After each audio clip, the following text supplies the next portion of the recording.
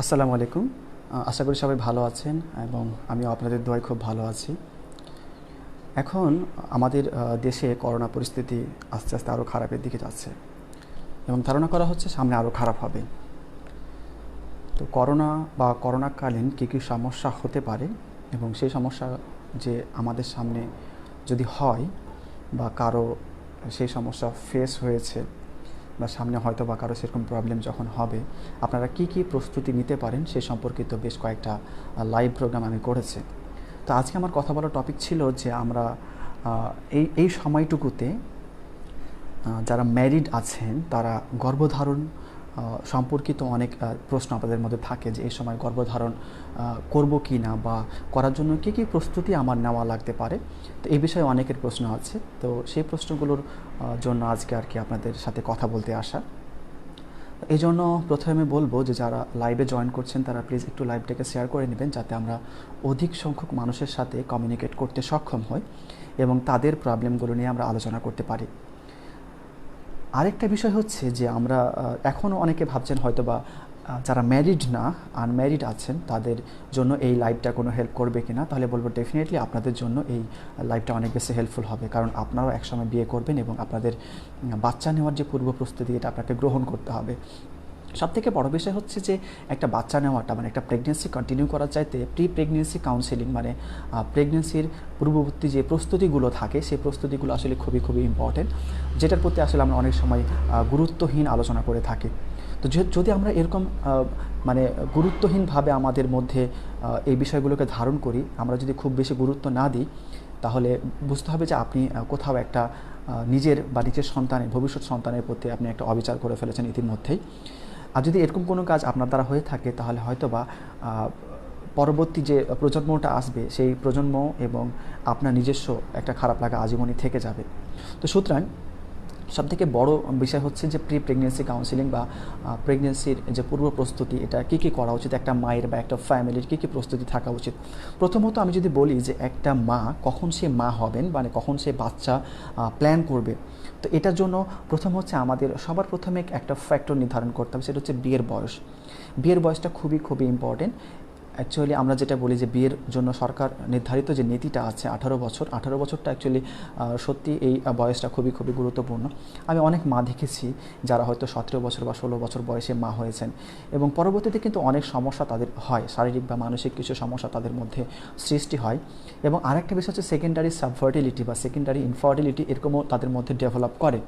তো এগুলো ডেভেলপ করার ফলে দেখা গেলো যে সে মানে তার পারিবারিক কিছু কলহ সৃষ্টি হয়, যেটা আমাদের সমাজে আর কি প্রকট একটা রূপ বলা যায়। এবং এরকম আমি অনেকেই এরকম দেখেছি যে এরকম সমস্যা পরবর্তীতে ফেস করতে হয়েছে এবং সাংসারিক যে দ্বন্দ্ব বা কলহ বা বিচ্ছেদ এগুলোর ঘটনা প্রায় ঘটে থাকে। তো সুতরাং প্রি প্রেগনেন্সি কাউন্সিলিং বা গর্ভধারণের পূর্ববর্তী পরিকল্পনাগুলো খুবই গুরুত্বপূর্ণ অ্যাকচুয়ালি আপনার জন্য এবং আপনার ভবিষ্যৎ সন্তানের জন্য। তো সব মিলে প্রথম যদি আমি বলতে চাই তাহলে বিয়ের বয়সটা অনেক বেশি গুরুত্বপূর্ণ। আপনাদের যারা বিয়ের প্ল্যান করতেছেন বা আপনাদের যারা মেয়েদের বিয়ে দিবেন এরকম কিছু ভাবতেছেন, তো সেক্ষেত্রে অবশ্যই 18+ হলে খুব ভালো হয়। আর প্রেগনেন্সির জন্য সবথেকে গুরুত্বপূর্ণ যে বছরগুলো সেটা হচ্ছে 20 থেকে 30 বা 35 বছর বয়স পর্যন্ত। তাহলে এই 20 থেকে 30 বা 35, ম্যাক্সিমাম 35 বছর এই সময়টুকুতে আমরা সাধারণত প্রেগনেন্সি নিতে মানে বাচ্চা নেওয়ার জন্য আর কি এনকারেজ করে থাকি। এর আগে নিলে মায়ের কিছু প্রবলেম হয় আর এর পরে নিলে বাচ্চার কিছু প্রবলেম হয়। তো একটু জেনে নেব যে 18 বা 20-এর আগে বাচ্চা নিলে মায়ের কী কী সমস্যা হতে পারে। এক হচ্ছে যে মায়ের এক্লাম্পসিয়া বা প্রি এক্লাম্পসিয়া ডেভেলপ করতে পারে, বা সন্তান প্রসবকালীন মায়ের মৃত্যু খুব বেশি হয় এবং এর সময় বাচ্চার মৃত্যুর হারও খুব বেশি, এবং এর আগে অনেক সময় সিজারিয়ান সেকশন করা লাগতে পারে। এগুলো আর কি মায়ের সমস্যা হতে পারে। আর এর পরবর্তী যে সমস্যাটা মানে 35 ইয়ার্সের পরে যদি আপনি বাচ্চা প্ল্যান করতে চান মানে বাচ্চা নিতে চান, সেক্ষেত্রে বাচ্চার যে সমস্যাগুলো হয়, যেমন কিছু জেনেটিক ডিজিজ দেখা দেয় বা তার গ্রোথে কিছু প্রবলেম হয়, কারণ ওই সময় একজন মা বা একজন মানুষ যে কোনো শারীরিক প্রবলেমে ভোগা শুরু করে, এবং যখন তার শারীরিক প্রবলেম আসে তার জন্য তার ভেতরে যে বাচ্চাটা বেড়ে উঠবে বা বেড়ে উঠতেছে সে কিন্তু অনেকটা সমস্যায় পড়ে যায়। তা আপনাদেরকে অবশ্যই এই বিষয়টা মাথায় রাখতে হবে। আরেকটা বিষয় যেটা বলি যে যখন বয়সটা কম হয় তখন কিন্তু প্রেগনেন্সি যে প্ল্যান করা উচিত বা প্ল্যান করে নেওয়া উচিত এই বিষয়টা অনেক সময় মাথায় থাকে না। তো যখন আপনি প্রেগনেন্সিটা যে প্ল্যান করে নেওয়া উচিত এই বিষয়টা মাথায় রাখতে না পারবেন, তখন কিন্তু আপনার যে সন্তান, সেই সন্তান কিন্তু অনেকটা বিপদের মধ্যে বা ডেঞ্জার জোনে যা আছে সেটা আপনি নিজে অনেকটা ভালোভাবে বুঝতে পারবেন। তো সেক্ষেত্রে আমি সবসময় গুরুত্ব দেবো যে প্রি প্রেগনেন্সি কাউন্সেলিংয়ের প্রতি। আর আনপ্ল্যান্ড যে প্রেগনেন্সি নিয়ে থাকেন সেটা অনেক সময় অ্যাভয়েড করা উচিত। আচ্ছা, এখন প্রশ্ন হচ্ছে যে আর কী কী ফ্যাক্টর থাকতে পারে প্রেগনেন্সির ক্ষেত্রে। প্রেগনেন্সির ক্ষেত্রে আরও কিছু ফ্যাক্টরের মধ্যে যেমন হচ্ছে যে ওজন, উচ্চতা, এরপর হচ্ছে ডিজিজ, আর কোনো ডিজিজ আছে কিনা, এবং হ্যাবিটটা, এই কয়েকটা জিনিস আপনাকে মাথায় রাখতে হবে। এক হচ্ছে বিয়ের বয়সটা, আমি এ সম্পর্কে আলোচনা করলাম। এরপর আলোচনা করব উচ্চতা সম্পর্কে, যে মায়ের উচ্চতা কেমন, এবং এই অনুযায়ী যে আমি যে বয়সটার কথা বললাম অপটিমাম বা ম্যাক্সিমাম যে ফার্টাইল এজ বা এই সময়গুলোতে মা বা বাচ্চার জন্য মানে বেশি বেনিফিশিয়াল যে এজটা সেটা হচ্ছে 20 to 35 ইয়ার্স। তো এই বয়সটা আপনাকে নির্ধারণ করতে হবে, এবং এ সময় মায়ের ওজনটা কেমন আছে, মায়ের উচ্চতা কেমন, এবং মায়ের অন্য কোনো অসুখ আছে কি না, এবং মায়ের কোনো হ্যাবিট আছে কি না, যে হ্যাবিটটা, যেমন ধরেন অনেক মা আছে ড্রিঙ্ক করে বা স্মোকিং করে। এক্ষেত্রে কিন্তু যদি কোনো মা ড্রিঙ্ক করে বা স্মোকিং করে সেক্ষেত্রে কিন্তু তার বাচ্চার কিছু ডেভেলপমেন্টাল অ্যানোমালি মানে বৃদ্ধিজনিত কিছু সমস্যার সৃষ্টি হয়, এবং এই সময় দেখা গেলো যে বিকলাঙ্গ সন্তান জন্মগ্রহণ করে বা বাচ্চাটা হয়তো বা ঠিকভাবে বেড়ে উঠছে না, এরকম কিছু প্রবলেম হতে পারে। তো আপনাদেরকে এই বিষয়টা কি মাথায় রাখতে হবে। যেমন যদি কোনো মা ওজন কম হয়ে থাকে তাহলে তাকে ঠিকমতো পুষ্টিকর খাবার খেতে হবে, বা আয়রন, ফলিক অ্যাসিড, জিঙ্ক, এরকম কিছু খাবার, এরকম কিছু সাপ্লিমেন্ট সেটা হতে পারে। এগুলো নিয়ে সে আস্তে আস্তে সে ওজনটাকে মানে একটা অপটিমাম নিয়ে আসবে, একটা যেটা হচ্ছে তার শারীরিক উচ্চতা অনুযায়ী যে ওজনটা পারফেক্ট, সেরকম একটা ওজন নিয়ে এসে সে হয়তো বা প্রেগনেন্সি প্ল্যান করবে। আর যখন সে প্রেগনেন্সি প্ল্যান করবে তার 3 মাস আগে অবশ্যই একজন গাইনি অ্যান্ড অবস মানে স্ত্রী ও প্রসূতি রোগ বিশেষজ্ঞ একজন ডক্টরের পরামর্শ নেবেন। এটা অবশ্যই গুরুত্বপূর্ণ, এবং এটা হলে আপনার সন্তান, যেটা আপনার ভবিষ্যৎ প্রজন্ম, সেটার জন্য আপনি একটু যদি প্রস্তুতি না নেন, এবং এখানে যদি আপনার সন্তানের কোনো শারীরিক বা মানসিক বিকলাঙ্গতা নিয়ে জন্মগ্রহণ করে, সেক্ষেত্রে কিন্তু আপনার পরবর্তীতে এখানে আর করার কিছু থাকবে না। তো যেখানে আমার পূর্ব প্রস্তুতি নিয়ে যদি আমার এই সামনের দিকগুলো খুব সুন্দর হতে পারে, তাহলে সেক্ষেত্রে আমি কেন সেই প্রস্তুতিটা নিতে চাইবো না, এটা হচ্ছে প্রথম প্রশ্ন। আচ্ছা, এবার চলে আসি যে মায়ের ওজনও যদি খুব বেশি থাকে, ওজন বেশি থাকার অনেকগুলো কজ আছে, আমি গতদিন বলেছিলাম। এক হচ্ছে ফুড হ্যাবিট থাকতে পারে, 2 হচ্ছে হরমোনাল কোনো ইমব্যালেন্স থাকতে পারে, 3 হচ্ছে যে হরমোনাল ইমব্যালেন্স, এরপর যেমন পলিসিস্টিক ওভারি সিন্ড্রোম হতে পারে। এরকম কতগুলো সমস্যা আছে যে সমস্যাগুলোর জন্য মায়ের ওজন খুব বেশি হতে পারে। তো যদি মায়ের ওজন খুব বেশি হয় সেক্ষেত্রে তাকে ডায়েট প্ল্যান ফিক্স করে বা হরমোনাল কোনো সমস্যা থাকলে হরমোন সাপ্লিমেন্ট নিয়ে বা এক্সারসাইজের মাধ্যমে তাকে আসলে ওজনটা অপটিমামে নিয়ে আসতে হবে, যেটা তার জন্য নর্মাল বিএমআই যেটা আমরা বলে থাকি তার মধ্যে নিয়ে আসতে হবে। যদি ওজন বেশি থাকে মায়ের বা ওজন কম থাকে সেক্ষেত্রে কিন্তু বাচ্চার বৃদ্ধিজনিত অনেক রকম সমস্যা হয়, এবং সেই সমস্যার জন্য বাচ্চা কিন্তু পরবর্তীতে তার যে যখন সে ভূমিষ্ঠ হবে বা ভূমিষ্ঠ হওয়ার পরবর্তীতে সে কিন্তু বিভিন্ন রকম অসুখ বিসুখে ভুগতে পারে, বা মাতৃগর্ভে থাকাকালীন সে কিন্তু অনেক রকম সমস্যায় পড়তে পারে। তো সেক্ষেত্রে অবশ্যই এই প্রবলেমগুলোর দিকে আপনাদের খেয়াল রাখতে হবে। বা আমি এজন্য সবসময় বলি, একটা মা যখন প্রেগনেন্সি নিতে চায় বা যখন সে নিতে চাইবে, এক্ষেত্রে তাকে অবশ্যই তার বয়স এবং উচ্চতা অনুযায়ী ওজন, হরমোনাল কোনো সমস্যা আছে কি না, এবং একজন গাইনোকোলজিস্ট, গাইনিয়ান অবস যেটা আমরা বলি, স্ত্রী ও প্রসূতি রোগ বিশেষজ্ঞর পরামর্শ আপনাকে অবশ্যই নিতে হবে। আচ্ছা, এবার চলে আসছি যে একটা মায়ের শারীরিক সুস্থতা কেন প্রয়োজন। একটা মায়ের শারীরিক এবং মানসিক সুস্থতা প্রয়োজন তার বেবির বৃদ্ধির জন্য। একটা মা যদি শারীরিক বা মানসিকভাবে মানে সুস্থ না থাকে, ফিট না থাকে, তাহলে সে কিন্তু তার অনগত সন্তানের ভবিষ্যৎ নির্ধারণ করা তার জন্য অনেক কষ্টকর হয়ে যাবে। কারণ একটা সন্তান আপনার ভিতরে বেড়ে উঠবে, এবং আপনার মানে সব কিছু পেয়ে সে আপনার ভবিষ্যতে সে আপনার ভূমিষ্ঠ হয়ে আপনার পরবর্তী বংশধর হিসেবে সে নিজেকে প্রকাশিত করবে। এটা কিন্তু অনেক বড় একটা ফ্যাক্ট, এবং এই ফ্যাক্টটার জন্য আপনাকে আসলে প্রস্তুতিটা খুবই প্রয়োজন। যদি আপনি এক্ষেত্রে পূর্ব প্রস্তুতি নিতে না পারেন তাহলে কিন্তু বেবির আউটকামটা খুবই খারাপ হবে। সেক্ষেত্রে অবশ্যই যখন আপনি প্রেগনেন্সি কোনো প্ল্যান করবেন, সেই প্রেগনেন্সি প্ল্যানের সময় আপনাকে অনেকগুলো ফ্যাক্টর মাথায় রাখতে হবে, যে আপনি ফিনান্সিয়ালি সলভেন্ট কিনা। যদি ফিনান্সিয়ালি সলভেন্ট না হয়ে থাকেন, বা ধরুন আপনার এক্সাম আছে, অনেক সময় যেহেতু স্টুডেন্ট লাইফে অনেকে বিয়ে করে, ধরুন আপনার এক্সাম আছে বা আপনি এখনও ফিনান্সিয়ালি সাফিসিয়েন্ট না, হ্যাঁ, তাহলে সেক্ষেত্রে কিন্তু প্রেগনেন্সি প্ল্যানটা ওই সময় করা যাবে না। হয়তো বা সেক্ষেত্রে আপনি কোনো পদ্ধতি ইউজ করতে পারেন, যে এই সময় যাতে আপনার বেবি এসে আপনার বেবিটাকে কোনোভাবে নষ্ট করতে না হয়, বা আপনি যাতে সেই বেবিটার জন্য শারীরিক বা মানসিকভাবে আরও নতুন কোনো পীড়ায় না পড়েন, সেই জন্য অবশ্যই আপনাকে প্রেগনেন্সিটা প্ল্যান করা খুবই জরুরি। এই জন্য আমি বলবো সবসময় যে যখন আপনারা ভাববেন যে কোনো একটা আচ্ছা, এক্ষেত্রে বলে দিই যে প্রেগনেন্সির জন্য যে টাইম ডিউরেশনটা আসলে বিষয়টা জানতে হবে। তো মাসিক যেটা আর কি, মানে মেয়েদের যে রজচক্র বা রক্তপাত যেটা প্রত্যেক মাসে যেটা হচ্ছে, এই মাসিকের বিষয়টা খেয়াল রাখতে হবে। যাদের মাসিকটা রেগুলার হয়ে থাকে, সেই রেগুলার মাসিকের মধ্যবর্তী সময়টাতে হচ্ছে ওভুলেশন ঘটে। ওভুলেশন মানে একটা আপনার ডিম্বাশয় থেকে একটা ডিম্বাণু পতন ঘটে এবং সেই ডিম্বাণুটা ফেলোপিয়ান টিউব, সেই টিউব সেটাকে কালেক্ট করে তার মধ্যে রাখে। ওই সময় যদি আপনার পুরুষ সঙ্গীর সাথে আপনার মানে মিলন হয়, সে সময় আর কি ওই শুক্রাণু এবং ডিম্বাণুর মিলন ঘটার সম্ভাবনা খুব বেশি থাকে এবং ওই সময় আপনার গর্ভধারণ বা বাচ্চা ধারণ করার সম্ভাবনা খুব বেশি। তাহলে সেক্ষেত্রে এটা বললাম কি মিডিল পিরিয়ডে। এখন আপনার সাইকেল কত দিনে সেটা আপনাকে খেয়াল রাখতে হবে। ধরুন আপনার সাইকেল হচ্ছে 30 দিনের বা 28 দিনের, তো যদি 30 দিনের হয়ে থাকে তাহলে আপনার 15তম দিনের মাথায় আপনার ওভুলেশনটা মানে হওয়ার সম্ভাবনা খুব বেশি। তাহলে এর একদিন আগে পরে হতে পারে। তো যদি আমি 15তম দিন ধরি তাহলে সেক্ষেত্রে যেটা দাঁড়াচ্ছে যে 10ম থেকে 20 ডেজ মানে 20th, এই 10 দিনটা হচ্ছে আপনার রিস্ক জোন বা আপনার প্রেগনেন্সির জন্য সবথেকে উত্তম মোমেন্ট। তো যদি এই মোমেন্টটা খুব খেয়াল করেন, কারণ অনেকের সময় অনেকের কী হয়, অনেকের হাজব্যান্ড বা অনেকের ওয়াইফ অনেক সময় প্রফেশনাল কারণে মাসের অনেকটা সময় পরস্পর থেকে দূরে থাকতে পারে। তাহলে পরস্পর থেকে দূরে থাকতে পারে তাহলে হয়তো তারা যখন মাঝে মাঝে মিলিত হয় কিন্তু তাদের বাচ্চা হয় না। তো সেক্ষেত্রে বুঝতে হবে আপনাদেরকে এই উপযুক্ত টাইম নির্বাচনটা সঠিক হচ্ছে কিনা। কারণ উপযুক্ত টাইম নির্বাচন না করে যদি আপনি ভাবেন যে আপনার সঙ্গীর আসলে ফার্টাইল না, মানে উর্বর না বা সন্তান ধারণে সক্ষম না, বা আপনার পুরুষ সঙ্গীটি আপনার সন্তান জন্মদানে সক্ষম না, তাহলে কিন্তু আপনি ভুল করবেন। কারণ ইনফার্টিলিটি বা সাবফার্টিলিটির সংখ্যা হচ্ছে যে টানা এক বছর কোনো প্রকার পদ্ধতি গ্রহণ ছাড়া যদি পরস্পরের সাথে মিলিত হয় এবং এই সময়ের মধ্যে যদি তাদের মধ্যে কোনো প্রকার সন্তান আগত না হয়, তাহলে আপনাকে এটুকু বুঝতে হবে যে আপনি বা আপনার সঙ্গীটা ইনফার্টাইল বা সাবফার্টাইল। সেজন্য হয়তো বা আপনার অনেক সময় সমস্যাটা হতে পারে যে আপনি ওই সময় গর্ভধারণ করছেন না। তো সেক্ষেত্রে কিন্তু আপনাকে এই যে গর্ভধারণের জন্য অপটিমাম যে টাইমটার কথা বললাম সেটা হচ্ছে 10th to 20th যে ডেজটা আছে সাইকেলের, রেগুলার সাইকেলের কিন্তু এটা বলছি, সেক্ষেত্রে এই সময়টুকু নির্বাচন করতে পারতে হবে আপনাকে। যদি আপনি এই সময়টুকু নির্বাচন করতে সক্ষম না হন তাহলে অনেক সময় কিন্তু আপনি 1 বছর বা তার থেকে বেশি সময় ধরেও আনপ্রোটেক্টিভ কয়টাস মানে কোনো প্রকার পদ্ধতি ছাড়াও পরস্পরের সাথে মিলিত হওয়ার ফলেও কিন্তু অনেক সময় আপনারা বাবা বা মা হতে সক্ষম হবেন না। তাহলে সেক্ষেত্রে কিন্তু আপনাকে এই পিরিয়ডটা আপনাকে নির্বাচন করতে পারতে হবে, এটা খুবই গুরুত্বপূর্ণ। আচ্ছা, এখন যদি আপনি এটা ম্যাক্সিমাম বলি, এছাড়া এর আগে পরে কিন্তু অনেক সময় বাচ্চা হওয়ার রেকর্ড আছে, কিন্তু এটা হচ্ছে ম্যাক্সিমামের ক্ষেত্রে প্রযোজ্য। সো আপনাকে ম্যাক্সিমামের প্রতি যেটা প্রযোজ্য সেটার প্রতি আপনাকে গুরুত্ব দিতে হবে।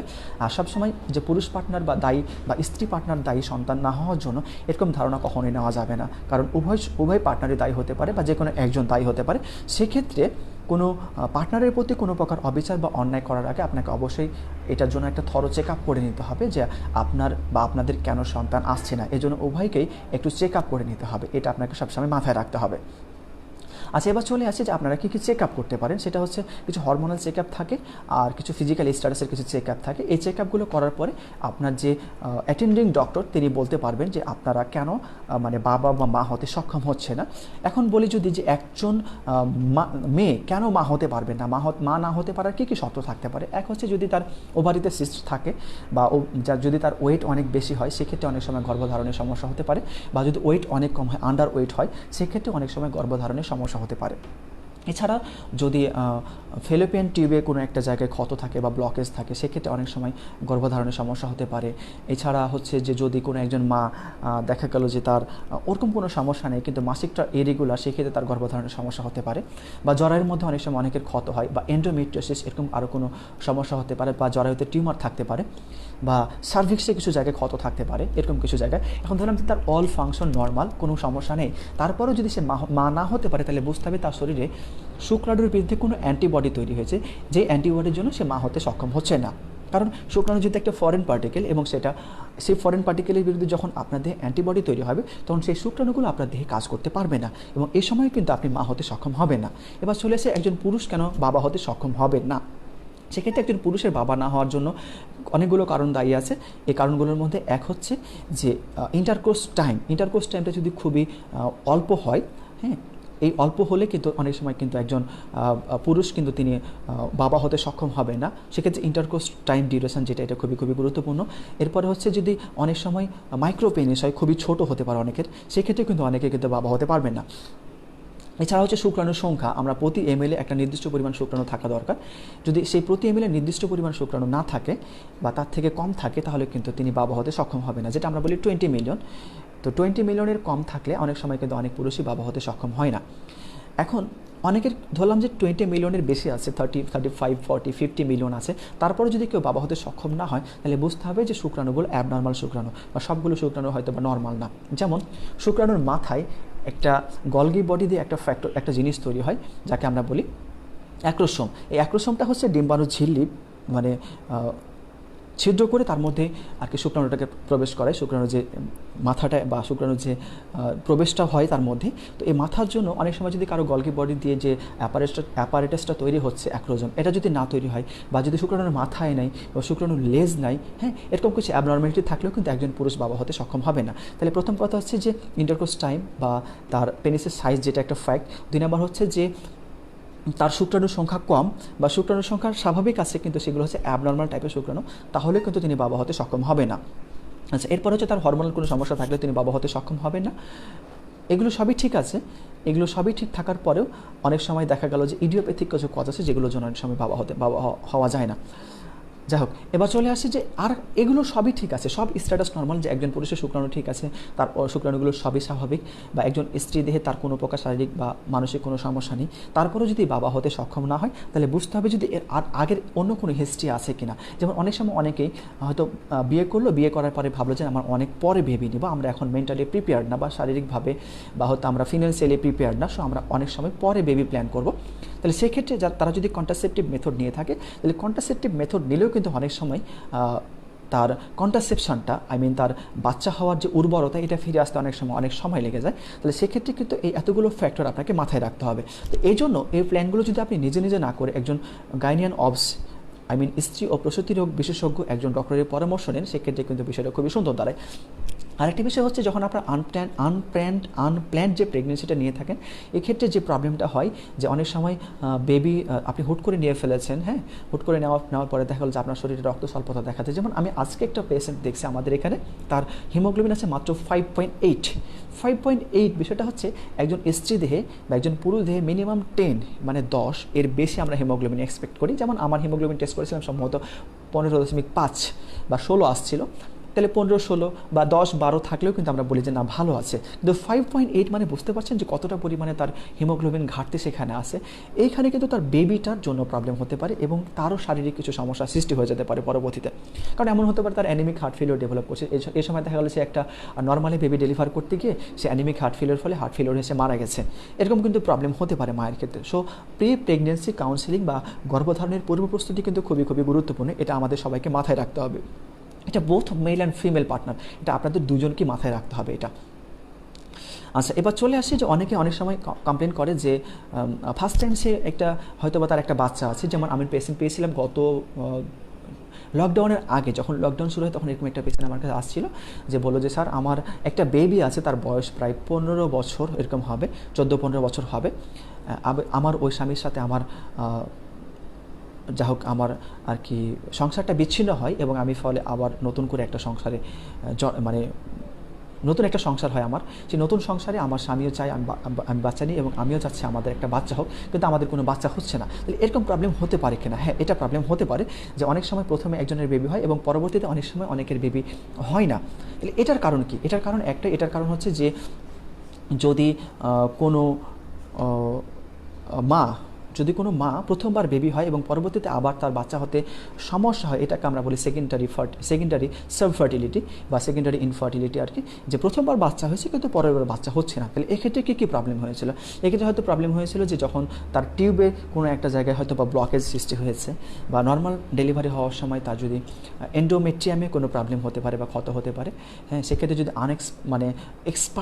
কোনো এক্সপার্ট গাইনোকোলজিস্ট বা গাইনিয়ান অবস্টেট্রিয়ান যদি না হয়, আপনার ডেলিভারিটা কেউ একজন জাস্ট অভিজ্ঞতা সম্পন্ন কিন্তু সে এক্সপার্ট না বা ডক্টর না, এরকম কেউ করিয়ে থাকলে আপনার হয়তো বা যে আপনার কী বলবো ইউরোজেনিটাল সিস্টেম, এখানে কোনো একটা প্রবলেম হলে আপনার অনেক সময় সেকেন্ডারি ইনফার্টিলিটি বা সাবফার্টিলিটি ডেভেলপ করতে পারে।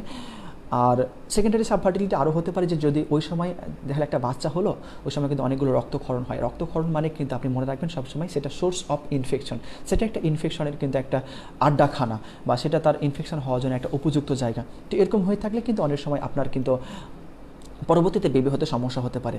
যেমন আমি দেখি অনেক রোগী আছে যে তার বাচ্চা হয়েছিল 2 সপ্তাহ আগে, কিন্তু এখন তার শরীরে জ্বর আসছে বা তার রক্তপাত হচ্ছে, এরকম প্রবলেম হচ্ছে। তার মানে বোঝা গেল যে ওই সময় যেহেতু সে কোনো অ্যান্টিবায়োটিক বা কোনো অ্যানালজেসিক গ্রহণ করেন নাই, তার ফলে দেখা হলো তার পরবর্তীতে একটা সেকেন্ডারি ইনফেকশন সেখানে হয়ে গেছে। তো যদি কারো সেকেন্ডারি এরকম ইনফেকশন হয়ে থাকে তাহলে কিন্তু অনেক সময় দেখা গেল যে বাচ্চা হতে সমস্যা হবে। এছাড়া এন্ডোমেট্রিওসিস বা জন্ম দেওয়ার সময় যদি কোনো কমপ্লিকেশন হয়ে থাকে তাহলে কিন্তু ওই সময় কিন্তু আপনার এই পরবর্তীতে যে বাচ্চা এটা নিতে কিন্তু সমস্যা হবে, বা আদার্স কোনো ডিজিজ এর মধ্যে হয়ে গেছে। যেমন ধরুন কিছু ডায়াবেটিস ডেভেলপ করছে, ডায়াবেটিস হয়েছে, বা হার্টের কোনো ডিজিজ আপনার শরীরে, মানে আপনার হার্ট কোনো ডিজিজ হয়েছে, তাহলে কিন্তু আপনার অনেক সময় কিন্তু বাচ্চা নিতে অনেক সময় সমস্যা হবে। বা অনেক সময় কী করে অনেকে যে প্রথমবার বেবি হওয়ার পর কন্ট্রাসেপটিভ নেওয়া শুরু করে। কন্ট্রাসেপটিভ নেওয়া শুরু করলে কিন্তু দেখা গেলো যে একের পর এক এটা অনেক দিন বা অনেক মাস নেওয়ার পরে ওই নর্মাল যে আপনার পিরিয়ডটা বা আপনার শরীরে যে নর্মাল হরমোনাল ব্যালেন্স এটা আসতে কিন্তু আবার সময় লেগে যায়। এ সময় কিন্তু অনেক সময় বাচ্চা হয় না। আচ্ছা, এবার এর জন্য আপনারা কী ইনভেস্টিগেশন করতে পারে, এটা অবশ্যই একজন গাইনিয়ান যে স্পেশালিস্ট যিনি আছেন তিনি আপনাকে কিছু ইনভেস্টিগেশন দেবেন, সেগুলো করে দেখবেন যে আপনার সব শারীরিক বা মানসিক স্ট্যাটাস সব ঠিক আছে। এক্ষেত্রে আপনাকে একটা প্ল্যান দেওয়া হবে। যেমন আপনি ধরুন যে আপনি একটা বেবি নেওয়ার জন্য মানসিকভাবে প্রস্তুতি নিয়েছেন, সেক্ষেত্রে অবশ্যই একজন গাইনিয়ান অবস্ট্রাক্টর দেখায় দেখবেন যে আপনার কিছু যে ক্রাইটেরিয়া, আপনার যে গর্ভধারণের জন্য যে উপযুক্ত আপনি আছেন কিনা এটার জন্য কতগুলো ক্রাইটেরিয়া থাকে, সেই ক্রাইটেরিয়াগুলো দেখার পর যদি মনে হয় যে না আপনি ঠিক আছেন বা ফিট আছেন, এরপর আপনাকে হয়তো বা আয়রন, ক্যালসিয়াম বা ফলিক অ্যাসিড এরকম সাপ্লিমেন্ট দেওয়া হবে। এই সাপ্লিমেন্ট দেওয়ার পর আপনি পুরোপুরি শারীরিকভাবে প্রস্তুতি নেওয়া শুরু করবেন। শারীরিকভাবে প্রস্তুতি নেওয়ার পাশাপাশি কিন্তু মানসিক প্রস্তুতিটাও কিন্তু খুব জরুরি। অনেকে দেখা হলো যে দাম্পত্য সম্পর্কটা খুব ভালো থাকে না, এবং এই সময় দেখা হলো যে বেবি নিলে দেখা হলো যে ওই ইম্প্যাক্টটা কিন্তু বেবির ওপর পড়ে। আমাদের যে সামাজিক যে ক্রাইসিসগুলো হচ্ছে বর্তমানে, এটা কিন্তু ওই আমাদের পূর্ববর্তী যে প্রজন্ম যারা আমাদেরকে নিয়ে আসছেন পৃথিবীতে, এটাও কিন্তু একটা মূল ফ্যাক্টর। কারণ আমরা যদি আমাদের একটা সুস্থ ভবিষ্যৎ প্রজন্ম নিশ্চিত করতে না পারি, তাহলে কিন্তু আমরা আমাদের যে ভবিষ্যৎ প্রজন্মটা আমাদের এখানে আসবে তারা কিন্তু খুব একটা হ্যাপিলি লাইফ লিড করতে সক্ষম হবে না। কারণ একজন মানুষ যে নিজের শারীরিকভাবে সক্ষম না বা মানসিকভাবে সে সুস্থ না, সে কীভাবে একটা সুন্দর লাইফ লিড করতে পারে, এটা খুব সিম্পল একটা বিষয়। সো আমাদের যদি আমরা চাই যে আমাদের ভবিষ্যৎ প্রজন্ম খুব সুন্দর এবং স্বাভাবিক জীবনযাপন করুক, তাহলে কিন্তু আমাদের এই প্রেগনেন্সি বিষয়ক যে প্ল্যানটা করা এটা খুবই খুবই জরুরি, এবং এর জন্য অবশ্যই আপনি একজন গাইনিয়ান অবসের পরামর্শ নেওয়া অনেক বেশি জরুরি আছে। আচ্ছা, এবার চলে আসি যে ওভারিয়ান সিস্ট বা অন্যান্য অনেক কারণে যেগুলোর জন্য বাচ্চা হয় না, সেগুলোর জন্য আপনারা অবশ্যই একজন গাইনিয়ান অবস যে স্পেশালিস্ট তাকে একটু দেখাই নেবেন। আর সাপ্লিমেন্ট হিসেবে তো বললাম যে জিঙ্ক, ফলিক অ্যাসিড এগুলো সাপ্লিমেন্ট নেওয়া গ্রহণ করবেন। কারণ আমাদের দেশে কমন যে সমস্যাটা হয় মেয়েদের, সেটা হচ্ছে অ্যানিমিয়া বা রক্ত স্বল্পতা। তো যদি একজন মা অ্যানিমিয়া বা রক্ত স্বল্পতায় ভোগা শুরু করে, তাহলে কিন্তু তার জন্য যে তার বেবিটা যেটা আসবে সেটা কিন্তু অনেক প্রকার সমস্যায় ভুগতে থাকবে, বা অনেকগুলো সমস্যা পড়বে, বৃদ্ধিজনিত যে সমস্যাগুলো। তো সুতরাং আপনাদের প্রতি রিকোয়েস্ট হচ্ছে প্রি প্রেগনেন্সি কাউন্সিলিং এবং প্রি প্রেগনেন্সি বিষয়ক যে কথাগুলো বললাম সেগুলো একটু ভালোভাবে মনে রাখার জন্য। আর সেবার আমরা আপনাদের কিছু প্রশ্নোত্তর পর্বে চলে আসব। যদি আপনাদের কোনো প্রশ্ন থাকে সে বিষয়ে আপনারা প্রশ্ন করতে পারেন, সে বিষয়ে আমরা অ্যান্সার দেওয়ার চেষ্টা করব। সাথে থাকার জন্য ধন্যবাদ। আমরা একটু আপনাদের প্রশ্নে কমেন্টে চলে আসবো আর কি। লুফা খান কমেন্ট করেছেন, আসসালামু আলাইকুম। হ্যাঁ, ওয়ালাইকুম আসসালাম। খান রোমেনা, হাই হ্যালো। খান ফাতিমা জয়তী, হাই হ্যালো। আচ্ছা, খান রোমেনা, ভাইয়া আপনি ক্যাপ পরেছেন কেন? আচ্ছা, মোবাইলে কি করোনা হয়? আচ্ছা, ক্যাপ পরেছি কেন আমি আগে বলেছি, আমি হসপিটালে থাকি সবসময়ের জন্য। যেহেতু এটা আমি বলা যায় যে আমি হসপিটালের জন্য ডেডিকেটেড প্রাণী হিসেবে ঘোষণা করে দিয়েছি।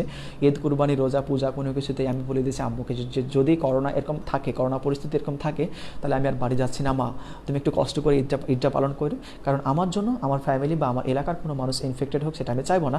আর আমি একজন সচেতন নাগরিক হিসেবে অবশ্যই আমি আমার হসপিটালকে ভালোবাসি এবং হসপিটালকে যাদের জন্য সার্ভিস দেওয়া দরকার এবং তাদেরকে সার্ভিস দিতে থাকবো। আপনার কমেন্টের জন্য অনেক অনেক ধন্যবাদ। তবে হ্যাঁ, মোবাইলে করোনা হয়, কারণ মোবাইল বা যে কোনো জড় পদার্থের উপর করোনা ভাইরাস কিন্তু কয়েকদিন থাকতে পারে। সেক্ষেত্রে ধরুন যে আপনি আপনার মোবাইলটাকে অনেক ভালোবাসেন, আপনি সেটাতে কথা বলছেন, কথা বলার সময় কিন্তু আমাদের মোবাইল ফোনটা মুখের এখানে টাচ করতে পারে বা নাকে টাচ করতে পারে, হ্যাঁ, কথা বলার সময়। তো সেক্ষেত্রে কিন্তু আপনার এখান থেকে করোনাটা ছড়াতে পারে। ধন্যবাদ কমেন্ট করার জন্য। ভাইয়া আপনাকে আজকে সুন্দর লাগছে। আচ্ছা ধন্যবাদ এত সুন্দর কমেন্টের জন্য। তবে আপনারা একটু গঠনমূলক কমেন্ট করবেন, যেটা হচ্ছে যেটা আপনাদের জন্য আমি কোনো সাজেস্ট করতে পারি, বা আপনাদের কোনো প্রবলেম হয়তো বা যেটা আমি এই লাইভ সেশনে প্রথমে কথা বলার সময় হয়তো বা সেই কথাগুলো ছেড়ে দিয়েছিলাম, সেগুলো একটু বলার চেষ্টা করবেন। কমেন্ট করার জন্য এবং সাথে থাকার জন্য ধন্যবাদ। এবং আপনাদের আগেই বলে দিয়েছি, যদি আপনারা এই লাইভটাকে শেয়ার করেন তাহলে দেখবেন যে আপনার বা আপনার আশেপাশের কোনো বন্ধু, হ্যাঁ, হয়তো বা সেখান থেকে কোনো একটা ইনফরমেশন পেতে পারে যেটা তাদের জন্য কাজে লাগতে পারে। আমি দেখছি এখানে অডিয়েন্স প্রায় 70+ আছেন। তারা যদি প্রত্যেকেই এটা শেয়ার করে ফেলেন তাহলে দেখবেন যে আপনাদের প্রত্যেকে কিন্তু কয়েকশো বা কয়েক হাজার ফ্রেন্ড আছে, বা বিভিন্ন গ্রুপে আপনারা সেটাই করতে পারেন। তাহলে দেখবেন যে অনেক মানুষই এখান থেকে হয়তো বা বেনিফিটেড হচ্ছে, হয়তো বা তার প্রেগনেন্সিটা প্ল্যান করে সে নিচ্ছে এর পরবর্তীতে, যার ফলে তাকে হয়তো অ্যাবর্শন করাতে হচ্ছে না। হ্যাঁ, অ্যাবর্শন সম্পর্কে আমি একটা কথা বলবো, তার আগে একটু বলে দিই যে হ্যাঁ, সেটা হচ্ছে যে শাহাদাত হোসেন লুকিং স্মার্ট আছে, থ্যাংক ইউ। আচ্ছা, এরপরে হচ্ছে যে মাইন্ড করলেন কারণ না, মাইন্ড করার কিছু নেই, আমি মাইন্ড করার কোনো টপিক এখানে খুঁজে পাচ্ছি না। আমি শুধু এটুকু চাইবো যে আপনারা ইনফরমেটিভ কমেন্ট করবেন, যেটা আমি হয়তো আপনাদেরকে কোনো একটা ইনফরমেশন দিতে চাইবো, বা আপনাদের যদি কোনো সাজেশন আমাকে দেওয়া থাকে সে বিষয়ে আপনারা আমাকে সাজেস্ট করতে পারেন যে আপনি আপনাদের এরকম কোনো বিষয়ে কোনো সাজেশন দেবো কিনা, বা পরবর্তীতে কোনো লাইভ সেশন নিয়ে আপনারা কোনো যদি কোনো বিষয়ে কথা জানতে চান, বা কোনো ইনফরমেটিভ কোনো লাইভ আপনাদের জন্য নিয়ে আসতে পারি কিনা, সেরকম কোনো সাজেস্ট থাকলে আপনারা আমাকে করতে পারেন। আচ্ছা, এবার যেটা বলি সেটা হচ্ছে যে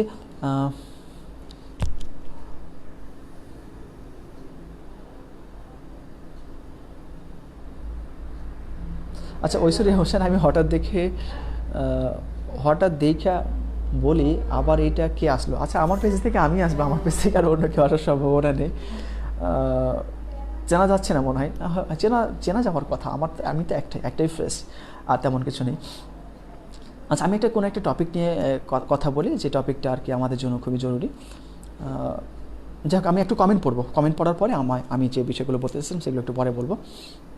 লোপাখান, আল্লাহ আপনাকে উত্তম প্রতিদান দান করুক, আমিন। হ্যাঁ আমিন। আপনাদের দোয়া সাথে থাকলে আপনাদের সেবায় যাতে কাজ করতে পারি, এই জন্য সবসময় দোয়া করবেন এবং সবসময় প্রার্থনা করবেন, আর আমিও চাইবো আপনাদের সাথে থাকার জন্য। শাহাদাত হোসেন, আচ্ছা পিপিএইচ, হ্যাঁ, যেটা আমি এই টপিকটা বলা হয়নি আর কি, যে যদি কোনো মা আর্লি এজে তিনি আর কি বাচ্চা নিয়ে থাকেন, তাহলে তার আর কি সমস্যা হতে পারে। এখানে একজন ভাই কমেন্ট করেছেন পিপিএইচ এবং এপিএইচও হতে পারে। এপিএইচ হচ্ছে অ্যান্টিপার্টাম হেমোরেজ, যে তার হয়তো এখনও টার্ম হয়নি, বেবি হওয়ার সময় হয়নি, সে সময় হয়তো বা তার পানি ভাঙা শুরু হয়েছে বা তার রক্তক্ষরণ শুরু হয়েছে, এটা হতে পারে। আর পিপিএইচ হচ্ছে হয়তো বা সে একটা নর্মাল ডেলিভারি করলো, নর্মাল ডেলিভারি হওয়ার পর তার দেখালো যে ব্লিডিং বন্ধ হচ্ছে না, এরকম কিছু সমস্যা আসতে পারে। আরও কিছু সমস্যা আসতে পারে যদি মায়ের শর্ট স্ট্যাচার হয়ে থাকে বা ওজন কম হয়ে থাকে, বা মা যদি ম্যালনারিশ হয়ে থাকে, সে সময় কিন্তু নর্মাল ডেলিভারি করার সময় কিন্তু টিয়ার হয়। টিয়ার বলতে পেরিনিয়াল টিয়ার হয়, যে পেরিনিয়াল টিয়ারটা অনেক সময় আমি দেখি, যে আমি যখন রাজশাহী মেডিকেল কলেজে ডিউটিরত ছিলাম, তখন একটা পেশেন্ট আসলো প্রায় রাত 2টার দিকে। সে আসলো কি, যে যখন সে ইমার্জেন্সিতে ভর্তি হওয়ার পর ট্রলিতে আসার সময় ট্রলিতেই কিন্তু তার বেবি ডেলিভারি হয়ে যায়, এবং তারা কিন্তু একটা সুতো দিয়ে বেঁধে কোনোভাবে তাদের কাছে ব্লেড বা কোনো কিছু ছিল, তারা সেটা দিয়ে কেটে নেওয়ার পরে কিন্তু প্লাসেন্টা আউট হয়। প্লাসেন্টা আউট হওয়ার পর তারা আমাদের কাছে আসে যে জাস্ট ট্রিটমেন্টটা লিখে দেন। তা আমি ওই সময় একটু রাগ করেছিলাম, যে আমি খালা, যেটা আমাদের যে ওয়ার্ডে যে খালা থাকে, তারা একটু দেখে পড়ার বলছে, স্যার এটা তো টিয়ার হয়েছে। তো তারা একটু রক্ষণশীল ফ্যামিলি ছিল, সেই পুরুষটার অ্যাটিটিউডটা কেমন ছিল আমি একটু বলি, যে বাচ্চা হয়ে গেছে, সো আমাদের আর হসপিটালে থাকার কোনো দরকার নেই, আপনারা জাস্ট ওষুধ লিখে দিবেন, মানে আপনারা হচ্ছে ওষুধ লিখতে বাধ্য, এটা আপনারা করবেন। তা আমি বললাম যে দেখুন, আমাদের এখানে ছেলে এবং মেয়ে উভয় ডক্টর আছেন, আপনারা যদি ছেলে ডক্টরের কাছে কমফোর্টেবল না হন তাহলে মেয়ে ডক্টর দেখাতে পারেন। এবার চলে আসে, আপনি যদি খুবই রক্ষণশীল হয়, মেয়ে ডক্টরের মধ্যে 2 ধর্মেরই ডক্টর আছে, হিন্দু আছে, মুসলিম আছে, আপনি যে কোনো এক ক্ষেত্রে। আবার মুসলিমদের মধ্যে 2 রকম আছে, একটা হচ্ছে হিজাবধারী, হ্যাঁ, আপনারা যারা ধার্মিক বা অনেক বেশি রক্ষণশীল সেরকম ডক্টর আমাদের এখানে আছে। আবার নর্মাল লাইফ যারা লিড করতে পছন্দ করে সেরকম ডক্টর আছে। আপনার পছন্দ মতো ডক্টর পাবেন, এত ভ্যারিয়েশন কিন্তু আপনি আর কোথাও পাবেন না। এখন যদি আপনি, কারণ সেটা টিয়ার হয়েছে, আমি জানি সেই টিয়ারটা আসলে খুবই খারাপ, সেখান থেকে ইনফেকশন হবে, এবং সেই টিয়ারটা যেহেতু ভালো মতো টিয়ারটা, কিন্তু যতদূর আমি খালার মুখ থেকে শুনেছি ভালো মতো একটা টিয়ার হয়েছে, সেই টিয়ারে কি হয় অনেক সময় কিন্তু যখন সে পরবর্তী সময় সে যদি টিয়ারটা রিপেয়ার না হয়, হ্যাঁ, সে সময় কিন্তু ইন্টারকোর্সের সময় কিন্তু সেই যে তার মেল পার্টনার, সেটা কিন্তু তার আগে যে একটা ফিল পেতো ফিজিক্যাল রিলেশনের সময়, ইন্টারকোর্সের সময়, তাহলে পরবর্তীতে কিন্তু সেই ফিলটা পাবে না। এমন সময় এমন হতে পারে যে তার পায়খানার রাস্তা এবং তার ভেজানোর যে আউটকাম মানে রাস্তা এটা এক হয়ে গেছে, তো এবং এই সময় একটা এম্বারেসিং সিচুয়েশন দাঁড়াবে না? তো এটা কিন্তু অনেক সময় কিন্তু পরবর্তীতে বিবাহ বিচ্ছেদের একটা কারণ হয়ে থাকে, এবং এজন্য কিন্তু উভয় পার্টনারই দায়ী। এক ফিমেল পার্টনার দায়ী তার রক্ষণশীলতার জন্য, যেন আমার স্বামী যেটা করবে আমার জীবন সেটা আমাকে করে নিতে হবে, কিন্তু পরবর্তীতে যখন তার বিচ্ছেদটা হয় তখন সেও কান্নাকাটি করে, আর যে মেল পার্টনার সে তো তার বাচ্চা পেয়ে গেছে, সে হয়তো আরেকটা বিয়ে করবে। সো এই বিষয়গুলো কিন্তু খুবই খারাপ বিষয়। তো এইটার ক্ষেত্রে আপনারা কিন্তু ম্যাক্সিমাম সতর্কতা অবলম্বন করবেন, কারণ এটা না হলে কিন্তু আপনার লাইফটা অনেক মানে একটু হেল হয়ে যেতে পারে। সত্যি কথা বলছে, আপনার লাইফটা কিন্তু পুরো হেল হয়ে যাবে। হ্যাঁ, তো একটু এই বিষয়টাতে সতর্ক থাকবেন। আচ্ছা, আসমা হাসান ভাইয়া হচ্ছে, আমার হাজব্যান্ডের সাথে আমার বয়স ডিফারেন্স 17 বছর, বিয়ের 3 বছর হয়েছে, আমি কনসিভ করেছি আল্লাহর রহমতে।